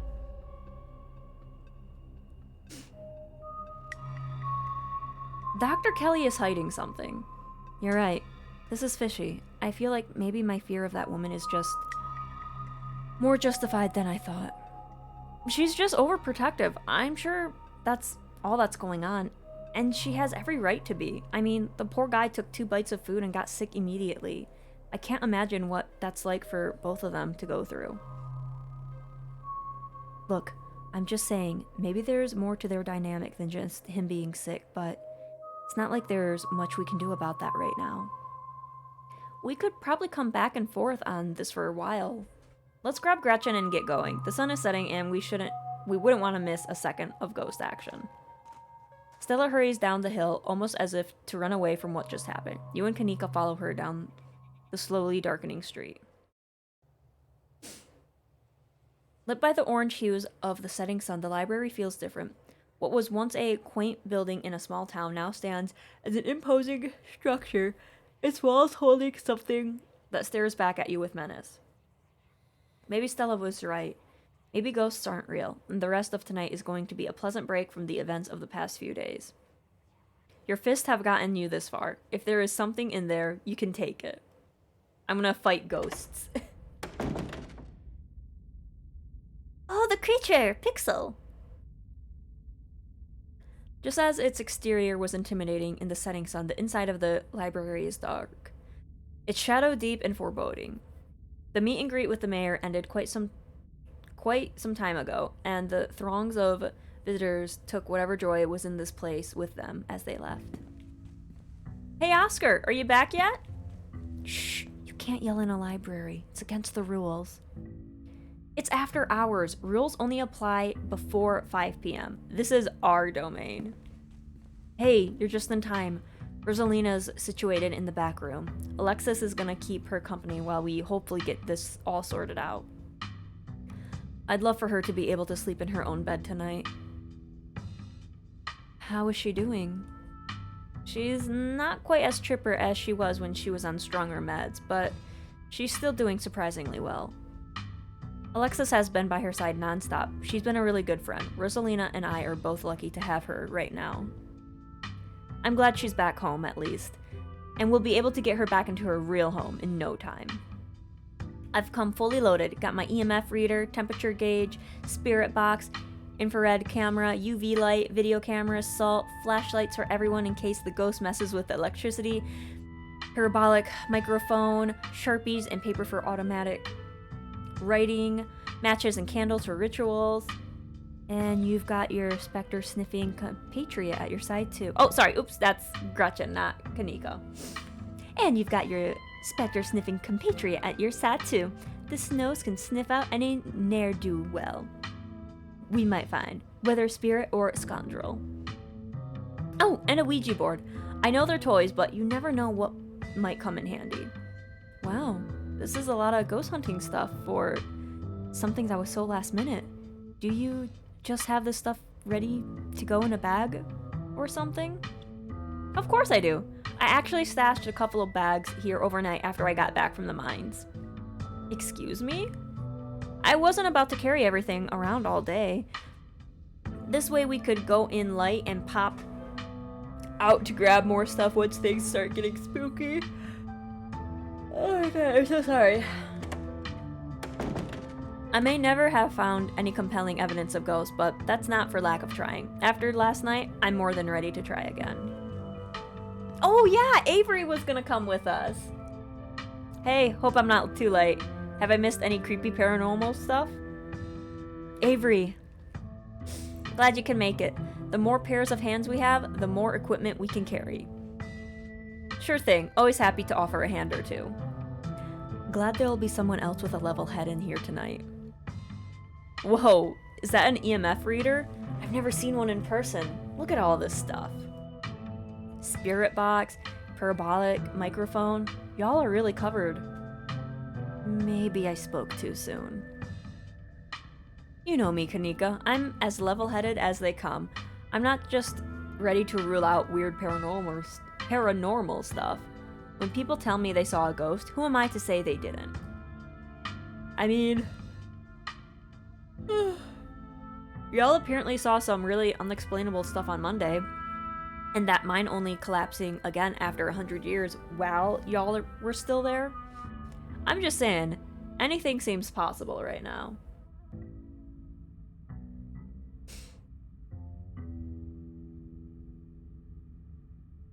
Let's see. Last night was weird. I don't know what we saw.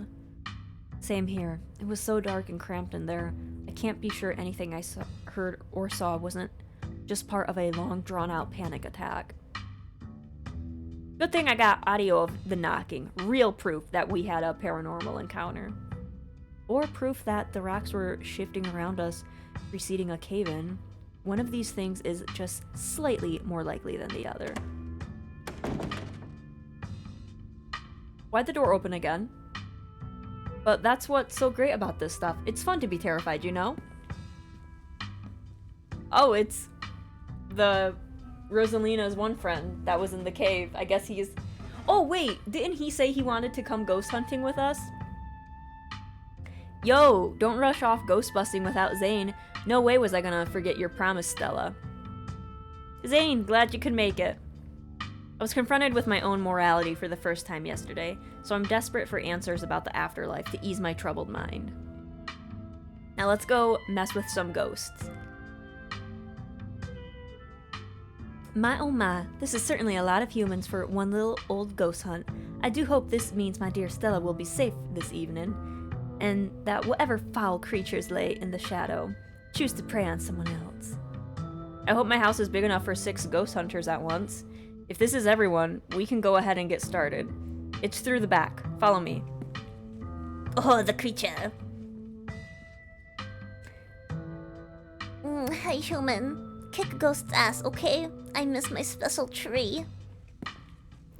You and your companions grab some equipment from one of Stella's carefully stashed bug-out bags before heading towards the junction connecting Oscar's house and the library.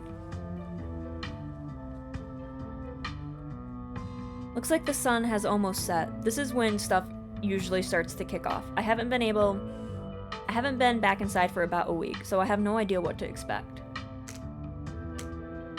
Hey! You're not doing this without me. If there's a ghost, I want to see it with my own eyes. Sorry, Mr. Grutez. I tried to stop her, but she was really convincing. Oh, hi, Zane. What's up? Yo! Rosalina.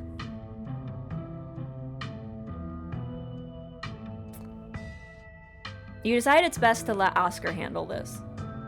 I've done enough resting, and it's not like hobbling around in the library is any different than hobbling around our house.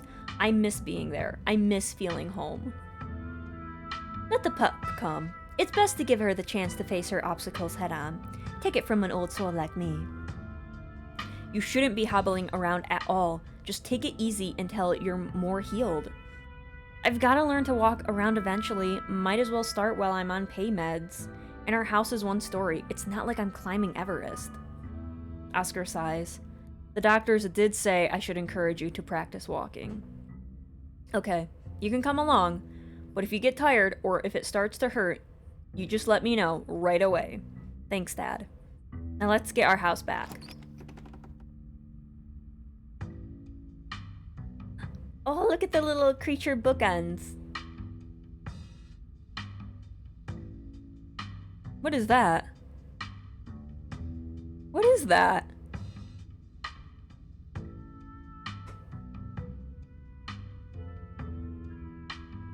I think that's a ditchling. It's very hard to see, but I think that's a ditchling. Also, look! I think this is called, Unicorn in Captivity. I think that's what, the painting is called. I think that's what it's called. But yeah, right there. You all cross over the threshold and enter Oscar's living room. Family photos line the walls and stacks of books sit comfortably on wooden furniture. Okay, looks pretty normal for now. I don't remember that picture being on the floor, but that could be non-supernatural. None of my equipment is picking up anything around the picture. But I'll set up a camera in case it falls again. Could be important evidence. You might want to save your cameras for Rosalina's room. That's where I've seen the ghost manifest. I wonder if the ghost will even show with this many people around. Oh dear. Could someone please warm the air back up? My joints are creaking in this dreadful chill. Wait, is it just me or did it suddenly feel colder? It sure does. I definitely feel it. Same, I've got chills. The temperature gun says it's actually a couple of degrees colder. Maybe that's normal. Rooms and hallways are sometimes colder than the other parts of house. Whoa, a genuine cold spot. I gotta snap a pic for posterity. Oh. Is that it? This isn't very scary.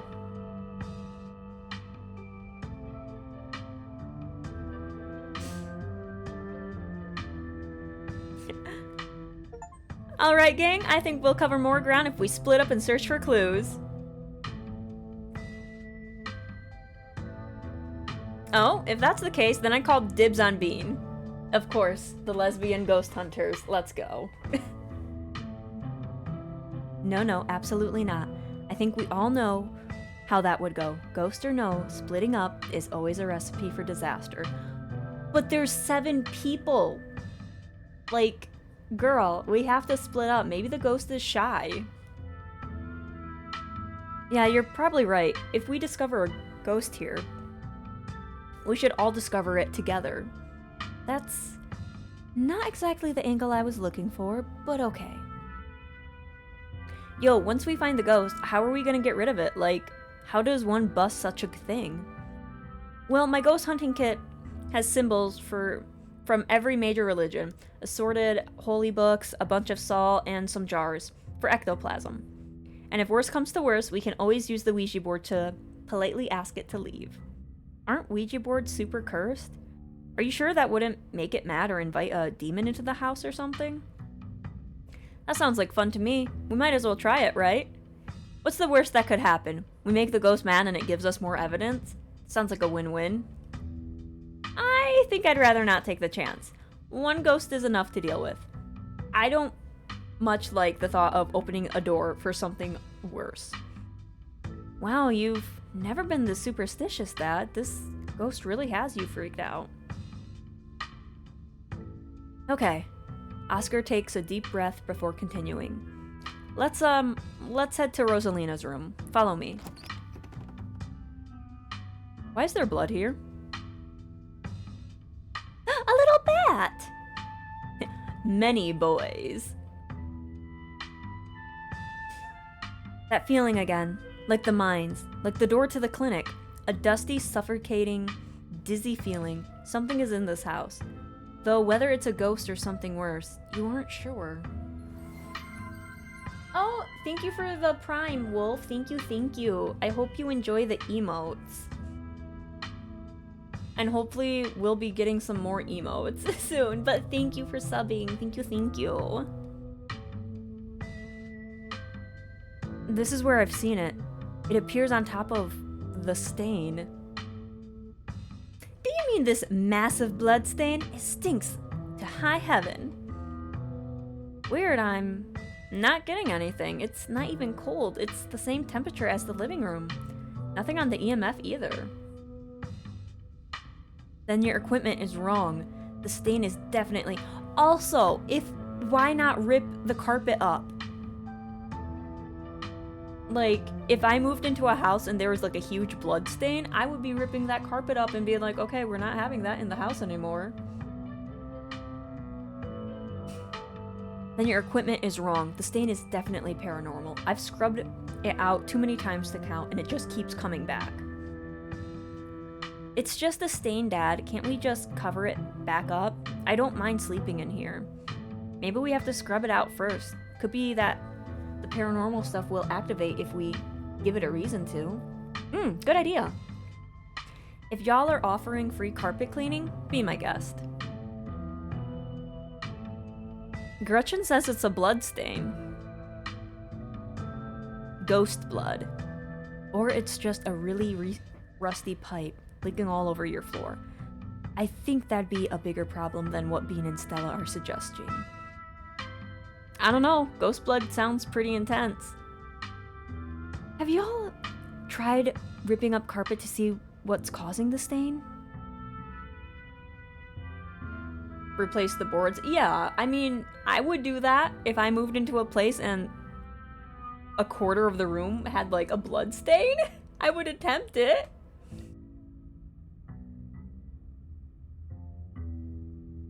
But what do I know?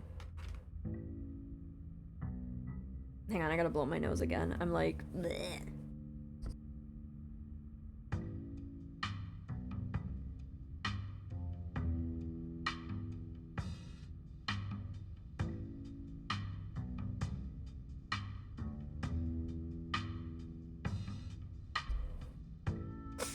Alright, I'm back. Sorry. Okay. The government owns this house. There's no way I'm leaving a big red stain in their carpet. I made sure it was pristine every morning. Besides, I also kind of assumed it was ghost blood, which it is. What is ghost blood? We're gonna find out. What if there's something written under here? Only one way to be sure. Stella excitedly starts tugging at the corner of the carpet. Are we digging? Oh, sorry. Are we digging? Let me help. This is my expertise, after all. Oh, dear. You're doing the government a favor, really. We'll cover for you. You don't have to sweat it.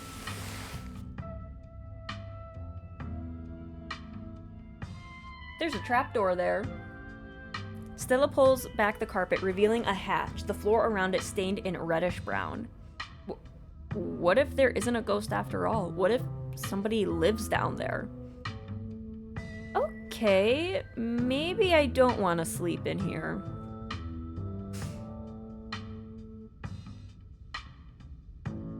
We're going down there, right? Of course we are. This is even better than finding a message. But there's no basement in this house.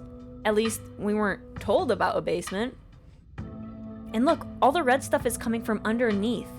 Oh yeah, this is super haunted, alright. You've got a basement chock full of ghosts. I can feel it.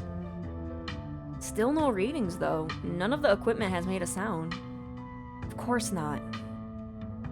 Y'all know last month was super raining. It's clearly been a long time since anyone stepped foot in the basement or crawl space or whatever is under the hatch. There must be a leak that flooded the whole area under the house. The water's dissolved the chalk around the edge and leaked through the carpet, and it's red because North Carolina has red-ass dirt. It's simple as that. It's not mud, it's blood. Human blood. I tested it. Maybe you tested it wrong. It can't be blood, right?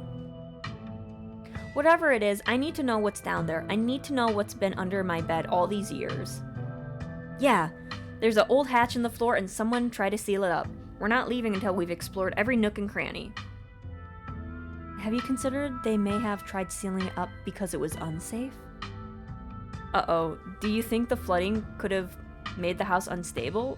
I'm all in on ghost hunting, but I don't know if I could crawl into another dangerous crevice. I'm going for it. Oh! That was fucking loud.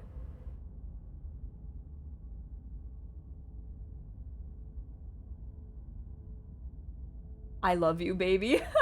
Welcome on in. Welcome, welcome. You come into Oscar's living room. You can't tell what time it is, and your friends are nowhere in sight. That painting is gone. The building feels colder, and there's something about the air that feels wrong. It's stale, with an undercurrent of mold and earth. You feel claustrophobic, as though you're in a coffin. Each breath depleting what little oxygen is left. Whatever just happened was weird, but your friends are probably still in Rosalina's room. You head further into the house.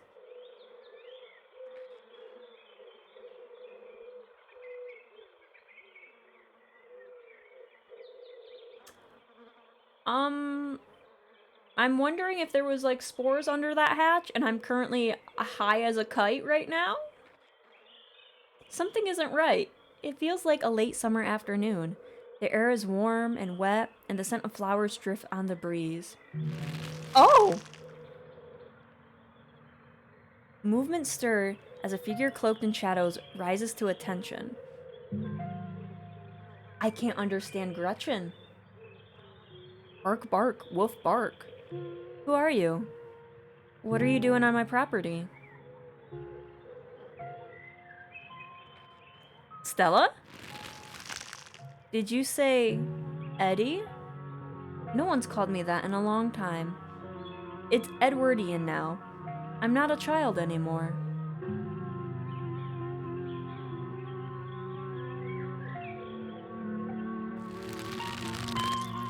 You grab Stella by the shoulders, attempting to shake her from her trance, but as you try to pull her shoulder, it's as if she's held back by invisible ropes.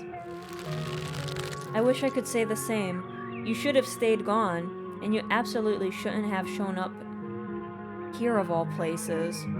If you're caught, I don't think you understand what Father might do. You pull with all your strength, digging your heels into the strange shifting earth beneath you. You feel the invisible rope snap. Bean, quick! Don't worry about me, just save Stella. Help me! Get me out of here! It hurts! You hear the ropes tighten around her again. Your physical strength is meaningless here. Arf, arf. I can't. It's not that easy for me. My brothers were sent to Normandy, and now I'm the only Scarlet left besides Father. I have responsibilities, Charlie.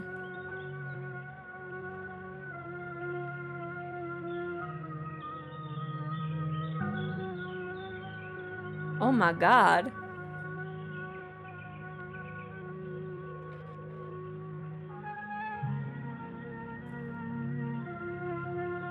I know you still love me! You should just get out of town while you still can. Whatever you came back for, it's not worth it. I'll get you out of here, Stella, I promise. Oh, where are you going? She's gone, along with the shadow in the corner of the room. You're alone again in this strange garden. You move to follow the narrow path through the foliage. As you step forward, a single door standing solitary in the middle of the garden appears before you. What's all with the sketchy vines in your playthroughs recently, Bean? I don't know, man. Horror games and vines. It's just something. Something. You walk up to the door and open it.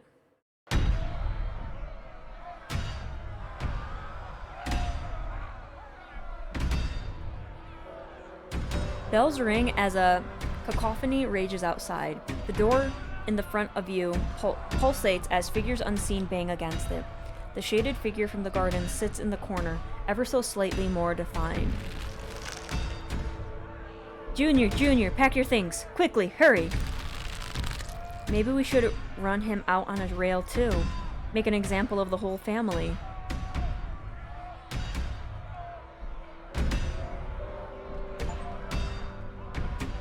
I'ma deck you in the schnoz. And it's a picture of Goku. That's the achievement I got. I think that was actually a Team 4-Star reference. Is the shadowy figure in the corner dictating the flow of events? The last thing you're going to do is wait to find out. You plant your feet against the ground and launch yourself into a powerful tackle. Only you don't actually go anywhere. It's suddenly as if the floor beneath you has become a treadmill. And try though you might, you find yourself comically running in place. Please, he's only a child. We'll leave peacefully. Just give us a little time. They were only children too. My boy was in there. Why should I give Junior here all the time in the world to gather his little toys and fancy clothes? My boy didn't have any of that luxury.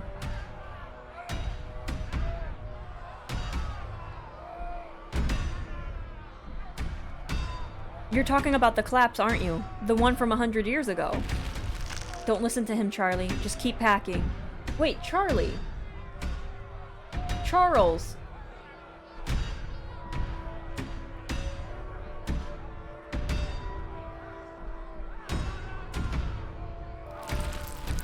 Looks like the others are on their way. Better hurry, boy, or you and your little dolls here might get burned up.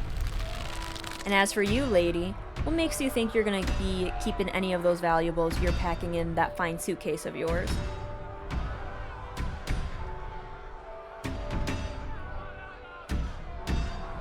I'm not scared of you. Trust me, boy. Coppers ain't coming here tonight, and what makes you think you can talk to an adult like that? Maybe they should have had you working in the mines too, instead of lazing around in this big house. Maybe you would have learned a thing or two about respecting your elders. Don't talk to my son like that. Don't talk to me like that, woman. I call the shots. Now get out, unless you want to go up in flames with all your precious jewels and expensive dresses. You're lucky I'm even letting you leave.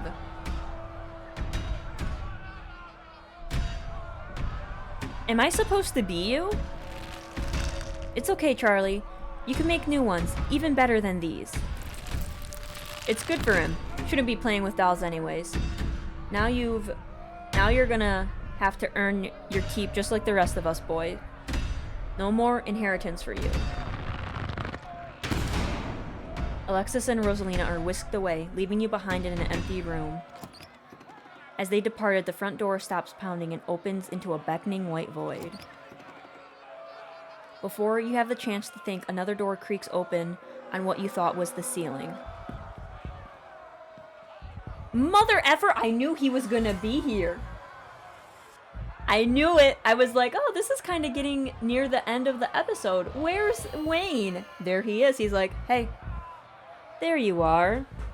Okay, first off, sir, how did you get into this, mind freak, whatever this is I'm having? This is quite the maze, isn't it? Oh! Hey, he's not doing anything! Don't step on him! And absolutely crawling with these miserable little parasites.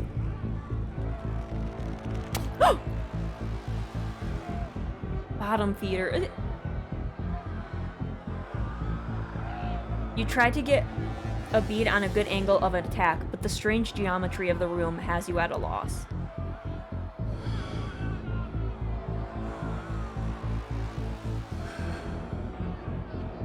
How did you get down here?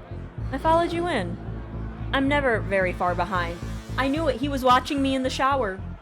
They brought it up in the shower. He was watching in the shower. As he approaches, a smell hits you.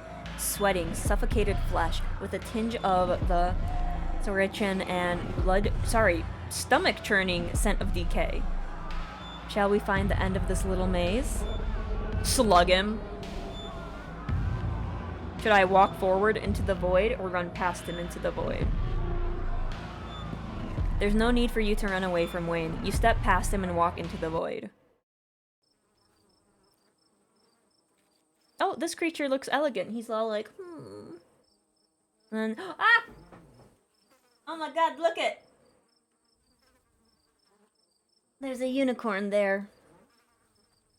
You're outside and it's night. A false moon looming massive in the painted sky. Wayne is gone. The night feels thick and warm. The insects lively. Their calls unnaturally teeny. Everything feels warped and wrong, like you're listening to a record fished from a bottom of the pond. Unless your eyes are playing tricks on you, the shadow in the corner keeps getting closer. You poor dear. I've been keeping track of you. Scuttling around town like a tomcat. You've fallen hard for Miss Edwardian, haven't you?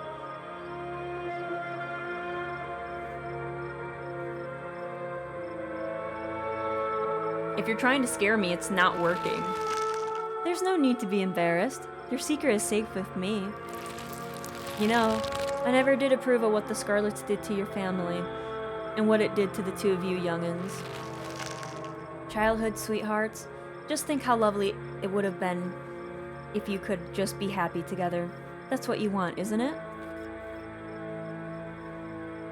So, Edwardian and Charlie. I'm sure by now you've realized the young lady doesn't plan on leaving with you. But it's not for the lack of desire, as you well know. It's Enoch. Enoch? Isn't that... That was one of the Scarlet's names that we read about, right?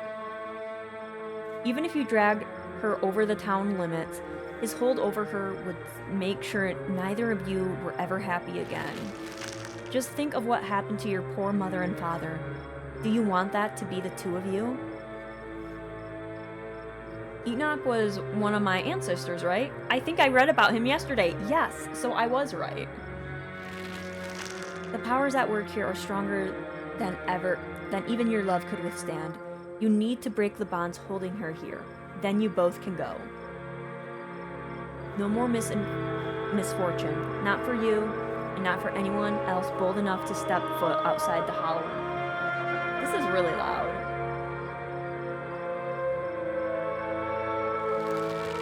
Kanika mimes handing you something, though her hand is empty. Everything you need to know is on that map.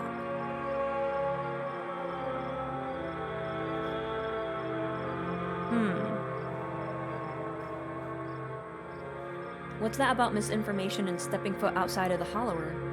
Is the town cursed? That's where you'll find them. You need her there, and then read what I've written down, and be careful. Good luck to the both of you. I hope you get your happiness. And then she's gone. It's trying to get rid of me. I'll have to try even harder. He's like hell-bent on getting me. He's like, girl, I am coming for you.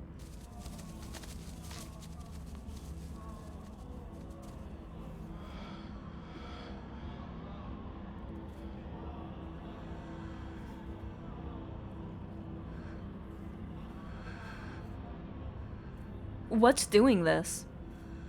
A resonant, a ghost, whatever it is you call it, the leftovers of a human existence, festering and forgotten, feeding on the energy of more powerful beings to do this. Pathetic. Why are you following me? Clearly you need protecting. I'm just looking out for you. So, you and Tabitha, huh? That was a thing. This body knew her well. Okay. Am I dead? Of course not. I would never let something so weak harm you, let alone kill you. What the hell is going on in this town? I'm sure you'll be able to piece it together soon enough. I'd rather you find out on your own first. That's the only way you can really know who to trust. And then I can finally tell you more. There is so much to discuss when that time comes. What are you? I'm a friend. Do you know the way out? I will soon. But in the meantime, you have nothing to fear. I'm watching over you.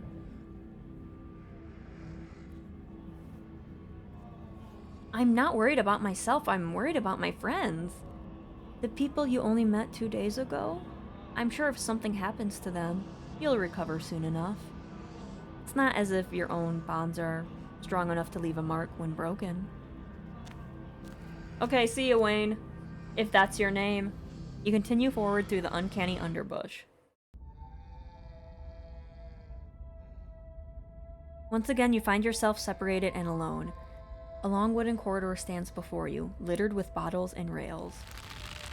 A figure rises to attention, blocking your way. I'm afraid he doesn't have long. If there's anything you need to say to him, I'd say it now.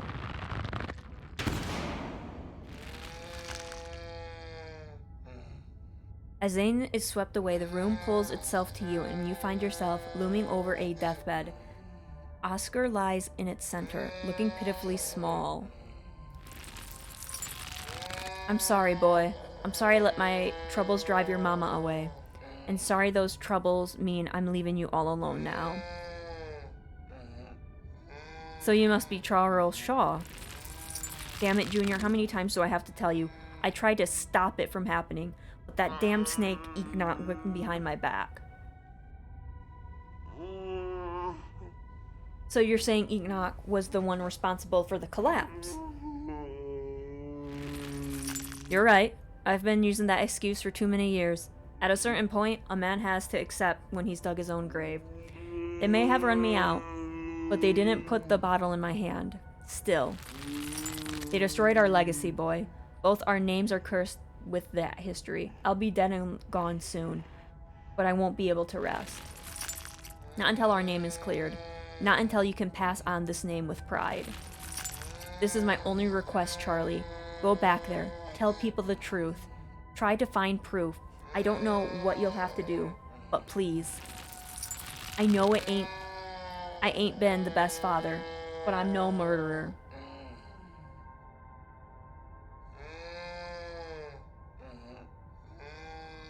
I'm guessing the request didn't really pan out. If the Scarlets were exposed for the collapse, Tabitha and I probably wouldn't be around. Damn it, boy.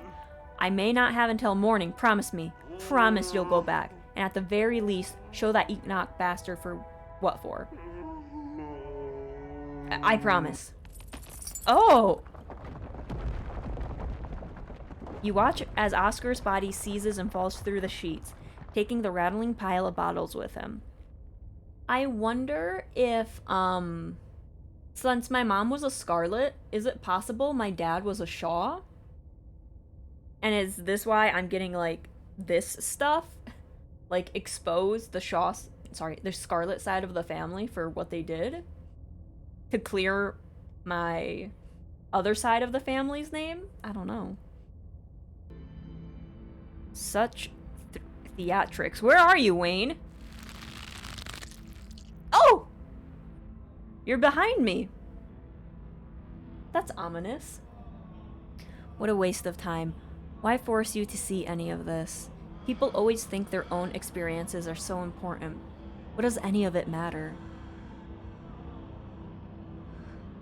You keep disappearing. It's doing its best to keep us apart, but I have a feeling it'll be over soon. Then the exit won't be hard to find. Do you know what it's trying to tell me? Yes, and it's trivial. Don't worry yourself with it. Are my friends dead? They're alive. I'm not sure if they'll stay that way. Let's move on. Let's. You move back to the bed to quietly leave through the hole Oscar left behind and crawl through it. Oh, that's uncomfortable. Where am I? You find yourself pressed uncomfortably against a trellis? Trellis? I think that's it. A small castle sits off to one side of the wall, and the bars of a prison loom over both all of it and all of you. Climbing up the trellis again. How very Romeo and Juliet of you. No need to run off. I won't tell the old man. Though you've gotten sloppy. You should try to be more careful if you don't want him putting you in an early grave.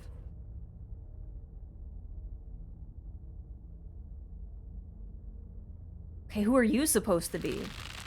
No, not one of her brothers. I'm a prisoner. Another victim of Scarlet's lies. Like you, Charles Shaw.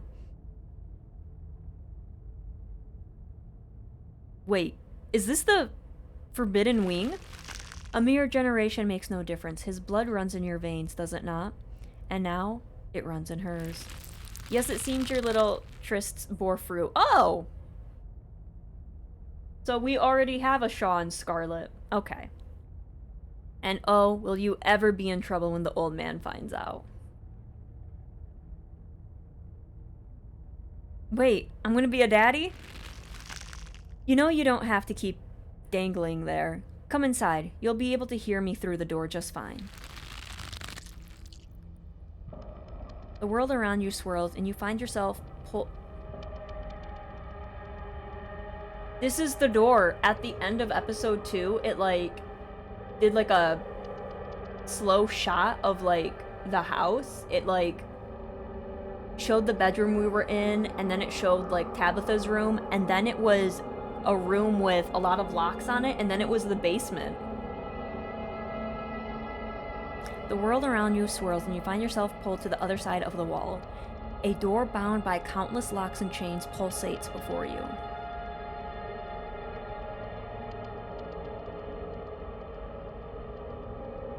What is this place? Is this really something like this in the estate? Does Tabitha know about it? That's not why I invited you in. I couldn't escape even with your help. I merely wanted to offer a warning. Leave town now. I wish I could. You can't take her with you. It's not possible. You can always stay and die, but if I were you, I would use my healthy legs and run as far away from Scarlet Hollow as possible. I hear the beaches are nice. Why don't you take a permanent vacation there?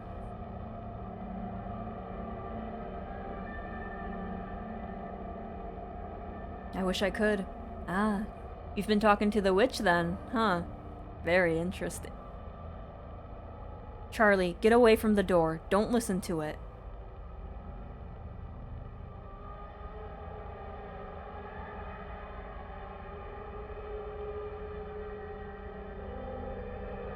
Eddie, what the hell is going on here?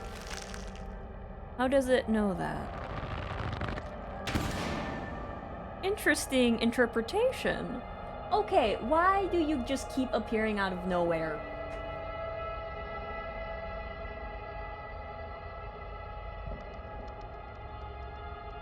Who was that supposed to be? A prisoner, just like it said it was. I get the feeling we're nearly at the end of this little maze. Stay close. Oh, he walks off! Wayne disappears into the dark corridor. You follow close behind. Hey, Wayne, I don't like this POV. For the first time, you and Wayne enter a new room, unseparated. The two of you finding yourselves huddled under a large table. Stella stares through you as indecipherable murmurs and shuffling feet echo from ends of the table. Yap, yap, yap. They're so lovely. Are you sure I can keep one? You must have worked very hard on them.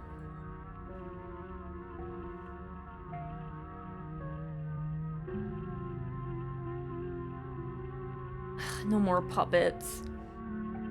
Let's just let the scene play out. There's no use trying to communicate, whether with the resident or your little friends. I'll try to keep it away from my brother so he doesn't smash it, though I wish I could make it move like you can. And you can even do the voices. You know, you could probably make real money if you put on a show for people.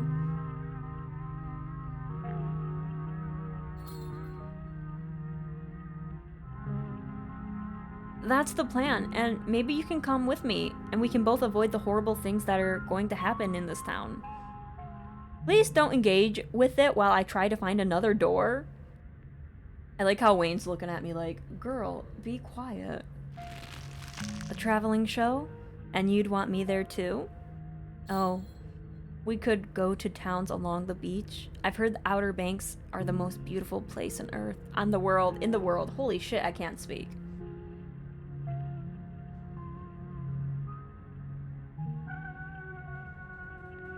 Again with the beach. Those in the hills always seem to yearn for that flat expanse and salty air. Thank you, Charlie. I've always wanted to see the ocean. Oh! Everything crashes to a thunderous black before you, or Wayne, can get to another word. Wayne, are you...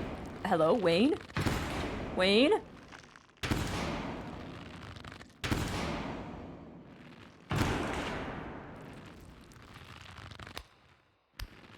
Wayne, where are you? A single spotlight remains illuminating a trapdoor in the center of the stage. You feel drawn towards it. It opens. You feel a shove from behind and tumble through the hatch. God damn it, Wayne, did you push me down the hatch?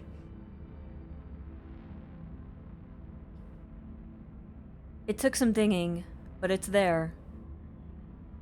The map was right.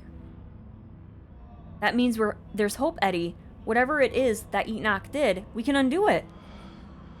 We can be happy to get...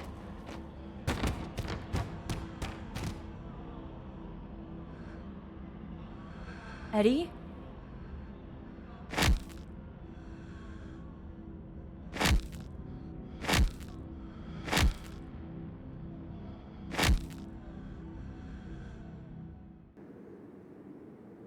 Wayne is gone once again. There's nothing here but you and the howling void. Oh, hi! Do you repent? For what? What did I do? Do you repent for your crimes? Help is on the way, dear! You let the spirit continue. You must answer for the crimes committed by your scarlet blood. Well, I didn't do any of it, so no. Until you do that, I cannot die. I want to die, please. I've been alone in the dark for so long. All I ask is for some of your years. To pay for the years that were taken from me. My life was stolen from me. I want some of yours. It's only fair. Wayne! The sins of the father are to be laid upon the children. Forfeit your years, and I will finally leave.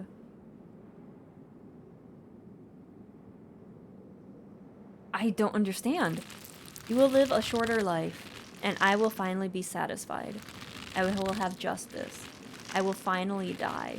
I will leave this house at last. What happens if I refuse? Then I will stay. I will stay until I get what I'm owed. How much shorter would my life be? That isn't for you to know, just as it wasn't for me to know. One day, sooner than you'd like, you will die. A smell hits you, that now familiar, wet, unwell odor. Wayne, thank God! What an annoying pest you are, but you couldn't keep me out for long. It seems we've exhausted its power. Holding all these bodies hostage must have been quite taxing. Come along, Bean. It's desperate, but it has no power over you. There's no need to bow to the will of such a frayed and broken consciousness. Leave it to fester.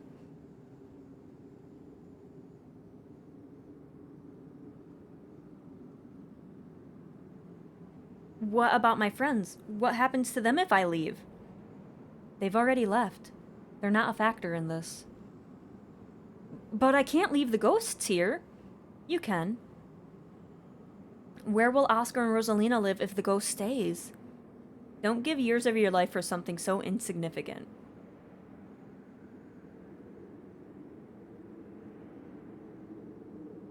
See, Wayne, here's the thing. You were being all creepy and not giving me information. You're still being creepy and not giving... I just hit my microphone.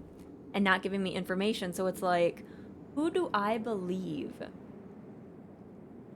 Like... Charlie Shaw does not like my family. But, like, all those other ghosts don't like me either. And it's like, okay, it's not my fault. But, like, I don't want to give up years of my life.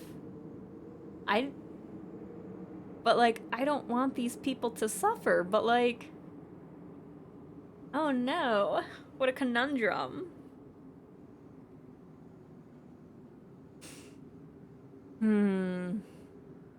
Alright. For the sake of the story and stream, I think we're just gonna leave.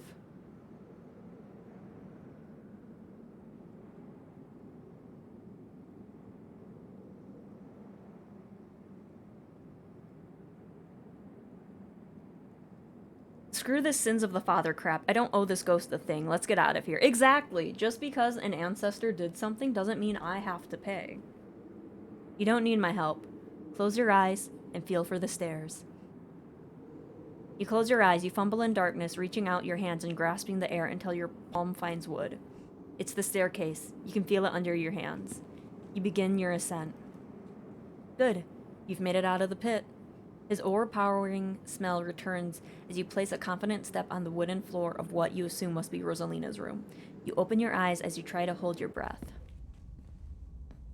You feel a hand on your back. You shudder, knowing what it's attached to. Don't fall for it. Keep feeling for your way forward. You continue. You feel the doorframe under your palm and then the sturdy walls of the hallway beyond. Wayne's palm continues to gently urge you forward. You stumble into the corridor between the annex and the library. The real world is swimming back into focus.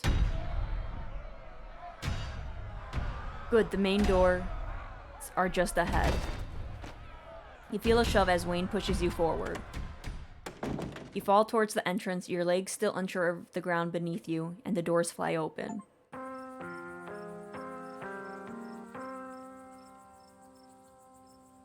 You're outside. It's real this time. A cool autumn breeze blows small piles of dried leaves across the steps of the library. You made the right choice. It would have been so easy to fall for its tricks. I'm proud that you didn't. Be seeing you. He leaves before you can say anything in response. Okay. Thank God you made it out, Bean. I went to get Mom when I realized you hadn't left the library with the rest of us. I figured if anyone knew what to do, it'd be her. I see someone beat me to the punch. Sounds like you've had quite an evening. My bones weren't meant to bend like that. I'm gonna be hurting for a few days at least. Rosalina's pain meds are here. I hope Dr. Kelly is still awake. We'll need replacements right away, especially after everything that just happened. And we'll have to figure out where we're going to stay. Oh god, this is such a disaster. You and Rosalina could always stay with us, Mr. Grubetrez. That's a very kind offer, Alexis, but I'm afraid the stairs would be too much for Rosalina. And I wouldn't want to impose on your parents like that. It's a lot to ask. I can figure this out.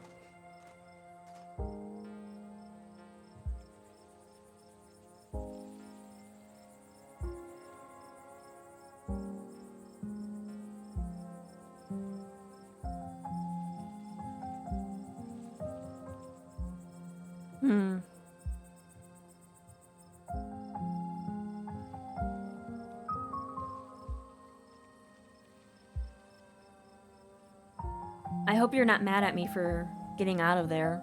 Of course not. It's just the house, and we don't even own it. I'm not going to let you sacrifice years of your life for a rental. Even if we owned the place, that ghost was asking for quite the down payment.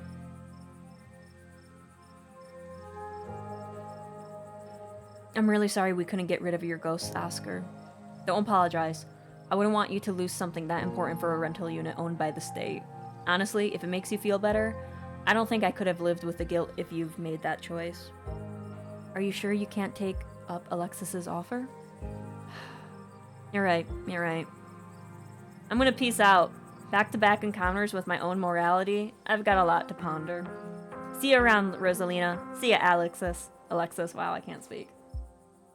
Zane walks off down the road. To think that ghosts are actually real. Stella's got to be over the moon right now. She doesn't look it. Actually, wait. Where is Stella? Oh, she's just standing there by herself. This isn't like her.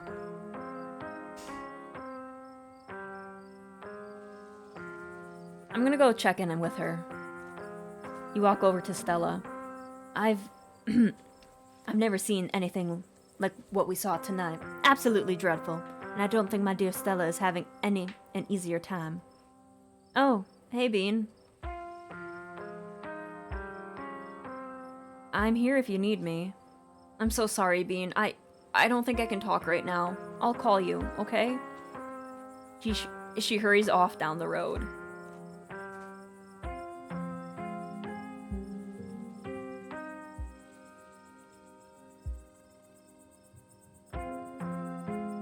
I think she took the brunt of things in there. No wonder she's having a hard time right now. Should we go after her? I think she just needs some time to herself. Stella's never been the kind to share her burdens, and I doubt that'll change just because someone goes chasing after her. If anything, it just make her clam up even more. She's a strong girl. She'll be okay. I'm honestly surprised that she and Zane are the only ones heading out right now. You've all been through something awful, and each and every one of you needs rest. Especially you, Kanika. We don't want that cold of yours to get any worse. God, what a disaster this whole night has been. I had no idea it would turn out like this. I'm so sorry, everyone. Stop apologizing, Dad. We're the ones who don't have a house anymore. We don't even have the library. There was another carving in there. It's a pretty weird coincidence, right? Yeah. I'm sorry, I'm a little lost. You've been finding carvings around town and they've been giving you visions? This is news to me too.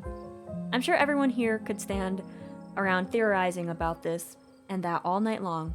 There'll be plenty of time for that tomorrow. Bean, I'd love to discuss those visions over tea. I spent a lot of time with Wayne in there. It was very weird. Yeah, I noticed.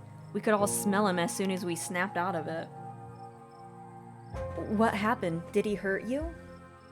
No, he was just making no sense.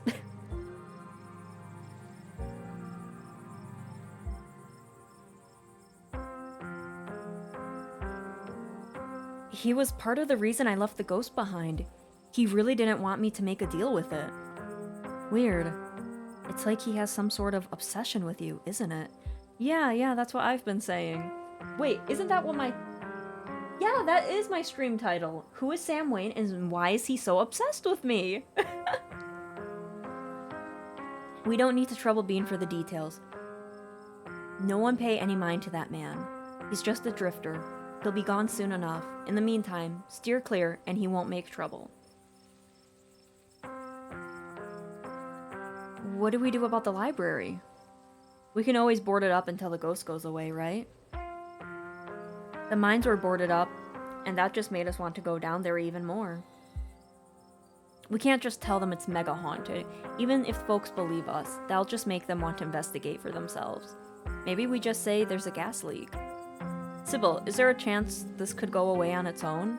I'm not really an authority on these things, but it doesn't seem interested in fading away. Okay, then it's settled then. We board it up. We can say there's a gas leak. And just hope no one gets curious, I guess. It's the best we can do for now. Were you all conscious this whole time? Everyone glances at each other. Yeah. It was awful. Kind of fun too, but mostly awful. I'm pretty sure we remember everything, at least up until that guy showed up and snapped us out of it. Wayne, he's been following Bean around. What did he say to you? Like I said, let's not trouble Bean about him. Just stay away, all of you. Why is she saying just ignore Wayne? It's like, that doesn't sound right.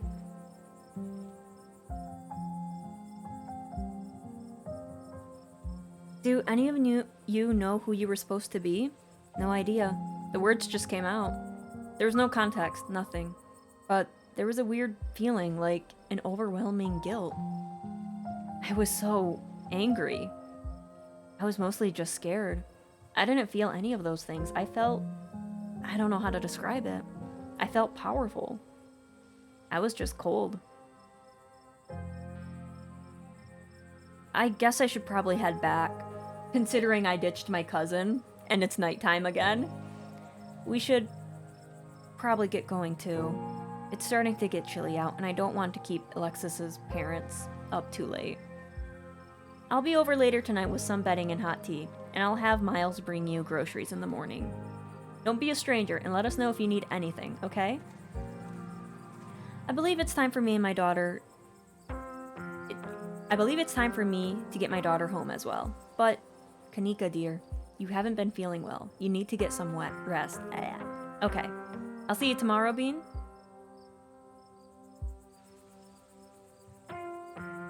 Yeah, I'll see you tomorrow. Cool. Kanika wearily treks back to the general store. I'll be back in a moment to walk you home, dear. I just need to put the tea on and give your cousin a quick call. Oh, God. Hello, tasty spamwich. Welcome, welcome. Sybil leaves you and catches up to her daughter. My whole body hurts, Mom. What was that? And I want a better answer than a ghost. You'll be alright. Let me get you some of that special tea. It's been working well, don't you think? I think ibuprofen would be better, but gotta admit, that tea has been nice. I'll put the kettle on as soon as we get home. I guess it's just the two of us now. So you have no idea who you are? I could roughly place some of the others. None whatsoever, but I remember everything I said, and I remember that cold feeling. A prisoner of the Scarlets. I wonder what your family was up to back then. I guess we can add it to the ever-growing pile of mysteries.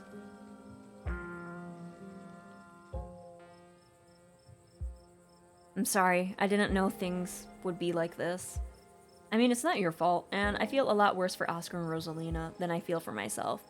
I'll see if there's something Aunt Winnie can do to help them out. At the very least, I can help them spruce things up with some plants once they find a place to settle in. I know it isn't exactly the kind of evening we thought it'd be, but I'm glad I got to have that experience. My body hurts, my soul is unsettled, but I would honestly do it all over again. Thanks, Bean. I really appreciate you inviting me along. Anyways, I better head home, get some rest. I'm supposed to have a shift tomorrow morning. Might have to call in sick, but here's hoping a good night's sleep is enough to heal up. Avery heads off, leaving the square in front of the library empty. Sybil returns not long after Avery leaves. It's time to go back to the estate. Your cousin wasn't exactly thrilled to hear about what happened tonight, but I think I blunted her anger as much as I could. Shall we? The little ditchlings. The night feels cold, the crunch of leaves beneath your feet deafening in the quiet wilderness. Let's stop here for a bit. These old bones need a moment to rest.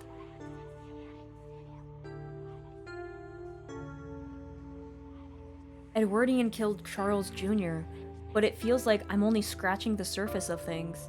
What has my family done? Is that what the spirit showed you? Your family built one of the most powerful coal empires in Appalachia. Those sorts of things don't come without betrayal or bloodshed. These are all assumptions, of course. I'm just an old woman who enjoys her tea, and the Scarlet Empire is far older than these rattling bones. If you want the bloody details, I'm afraid you'll have to find them yourself.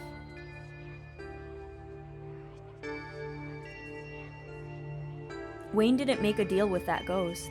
Of course he didn't. Some people will never understand the kind of sacrifice that was laid upon the table tonight. If you'd gone through with that deal, it would have been an affront to everything he is. Blah, blah, blah, I can't speak. Sybil, what is Wayne? It's like I said, he's just a man. He is absolutely not just a man. Ordinary men don't move like that. Ordinary men don't outclass you.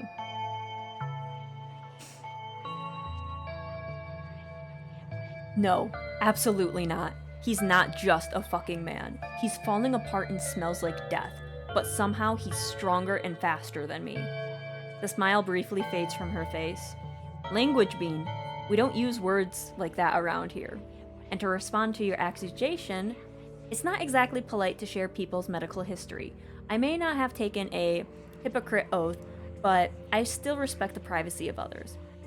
That's enough rest for me. Let's carry on for a bit. You and Sybil walk deeper into the woods. You're getting closer to the estate. One last rest and we'll get you home.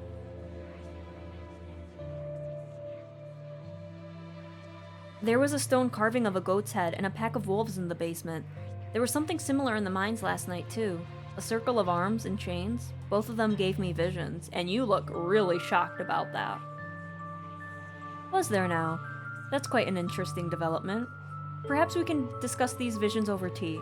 My grandmother made a special blend that supposedly helped with dreams and visions. I'll be sure to have some ready by tomorrow. Maybe it'll help us piece together things. You just believed me? Of course I did. These are strange times, Bean. None of us have the luxury to waste energy on doubt. Excuse me. I feel like she's hiding something. She is hiding something. Are you a witch? She laughs, surprised by your question. I suppose some people might call me one, but I'm just an old woman who fancies herself a bit of a healer. Look, after tonight, I know that magic is real. Do you do magic or not? What is magic anyways? I just know some trade secrets passed along the family line. But it's no different than the child of a mechanic knowing what to do with an engine, or the child of a carpenter knowing how to build a makeshift chair. Why can't I just go home? Like, my real home? You poor dear. This is your real home. It's hard to have the sensitivity to feel these things, but on some level, it called you back here. Nobody really leaves the Hollerer. At least, not forever. Call it a quirk of the town. You're kidding, right? Of course I am. People leave town all the time. We just haven't been blessed with the most frequent public transportation. There's ditchlings everywhere. There are, and I'm afraid that they would They still would be this numerous even if you had managed to exorcise the spirit you encountered tonight. Its presence was merely a symptom of the rot in this place, rather than its cause. Bleh, I can't speak. I'm dying. Hello, Ace, welcome. People are unfortunately just going to have to get used to the sight of these things in the coming days. Thank you for patiently waiting with this old woman. I feel spry as a spring chicken. You and Sybil trek through the remainder of the woods and find yourselves at the outskirts of the estate. I'm looking forward to continuing our chat tomorrow, once you've had some time to rest. Good luck handling Tabitha. I tried to soften her up over the phone, but there's only so much softening you can do with someone that prickly. Bless her heart. Get a good night's rest, Bean. You've earned it. Sybil heads back through the woods, leaving you alone to face Tabitha. Maybe she won't see me. Never mind. You open the door to the estate as you quietly can, only to find your cousin anxiously pacing in the foyer. She's been waiting for you. Oh, I see you finally decided to drag your sorry ass back here. I don't even know what to say. I've told you so many times to stay out of trouble, to keep me posted about where you are, to come home in a timely manner. What's the point of saying it all again? Clearly, you just don't care about your actions, how your actions affect me, and I don't know how to make you care. Tabitha, I need to talk to you about some stuff. Now's not really a good time.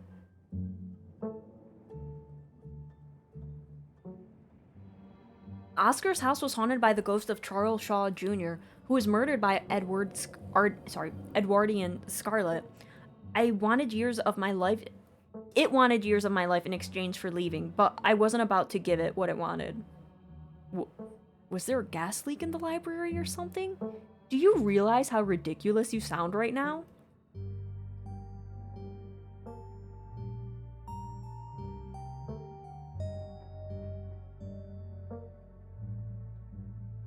Didn't Sybil tell you what happened? Why won't you believe me? Sybil says a lot of things, Bean. For all I know, she's making stuff up to cover for you. She's nice like that. It's annoying. Wayne followed me into Oscar's house. Do you think mentioning that awful man is supposed to garner sympathy from me or something? So you do know him. Did I ever say I didn't? He's a creep from a bad time in my life, and I do my best not to think about him, which has become an increasingly difficult task. What is he? A sick man that you should avoid. If I could get him to stop talking to you, I would. He's not a decent man He's not the decent man I used to know. You are getting freaked out. I keep finding these weird stone carvings and having visions around them. There was one in the mines last night and another in Oscar's house. Visions? Visions? Have you been having seizures? God, please stop running off on your own to places I can't find you if you have health problems. You really need to be careful.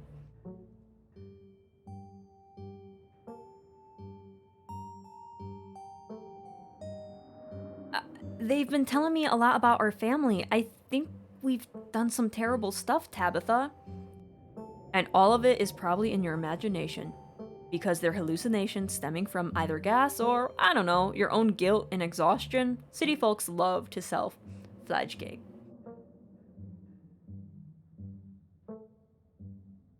Who put them there? You expect me to know? They're probably some kind of ancient artifact, and I'm not an archaeologist. Have you been getting enough sleep? You sound a little delirious. Why are you pushing everything off that I'm saying? What if they're making all of the supernatural stuff happen? I've yet to see any evidence of the supernatural. This feels like a distraction from me being mad at you. I think I should go to a doctor. All the passing out and visions and hallucinations. This could be a medical emergency. You know where Dr. Kelly lives, and if you don't, just ask Stella. Maybe an appointment would be a good idea. That's pretty much it. Great, then I'm going to bed. Your cousin walks off, leaving you alone. You don't even notice yourself entering the guest room and falling into bed. Suddenly, you're just there, buried under your family's musty covers. Before your thoughts can drift away to nightmarish recollections of your hours past, your phone buzzes on the nightstand. Hey, sorry I ran off earlier. Wound up in a really bad headspace. I care about you so much. Just need some time to get a handle on things. Sorry. Take all the time you need. You put your phone back on the nightstand. It's Wednesday night. Nearly half a week has passed since you first arrived in town, and a little over half a week remains until the bus comes to take you home. The spirit of Charles Shaw Jr. now commands the entirety of Town Hall, a swirling void of wrath and despair that the people of this town will have to learn to ignore. Disaster looms its tallest yet over Scarlet Hollow.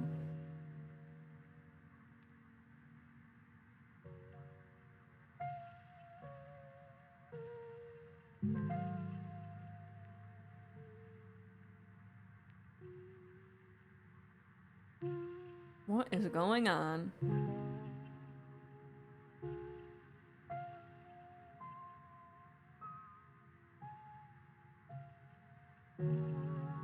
What is going on? Oh, hey.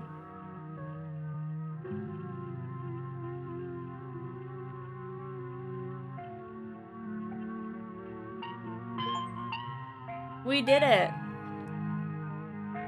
Oh, the Beast Boy. I got that achievement.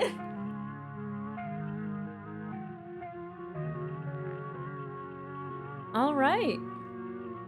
That was episode 3 of Scarlet Hollow.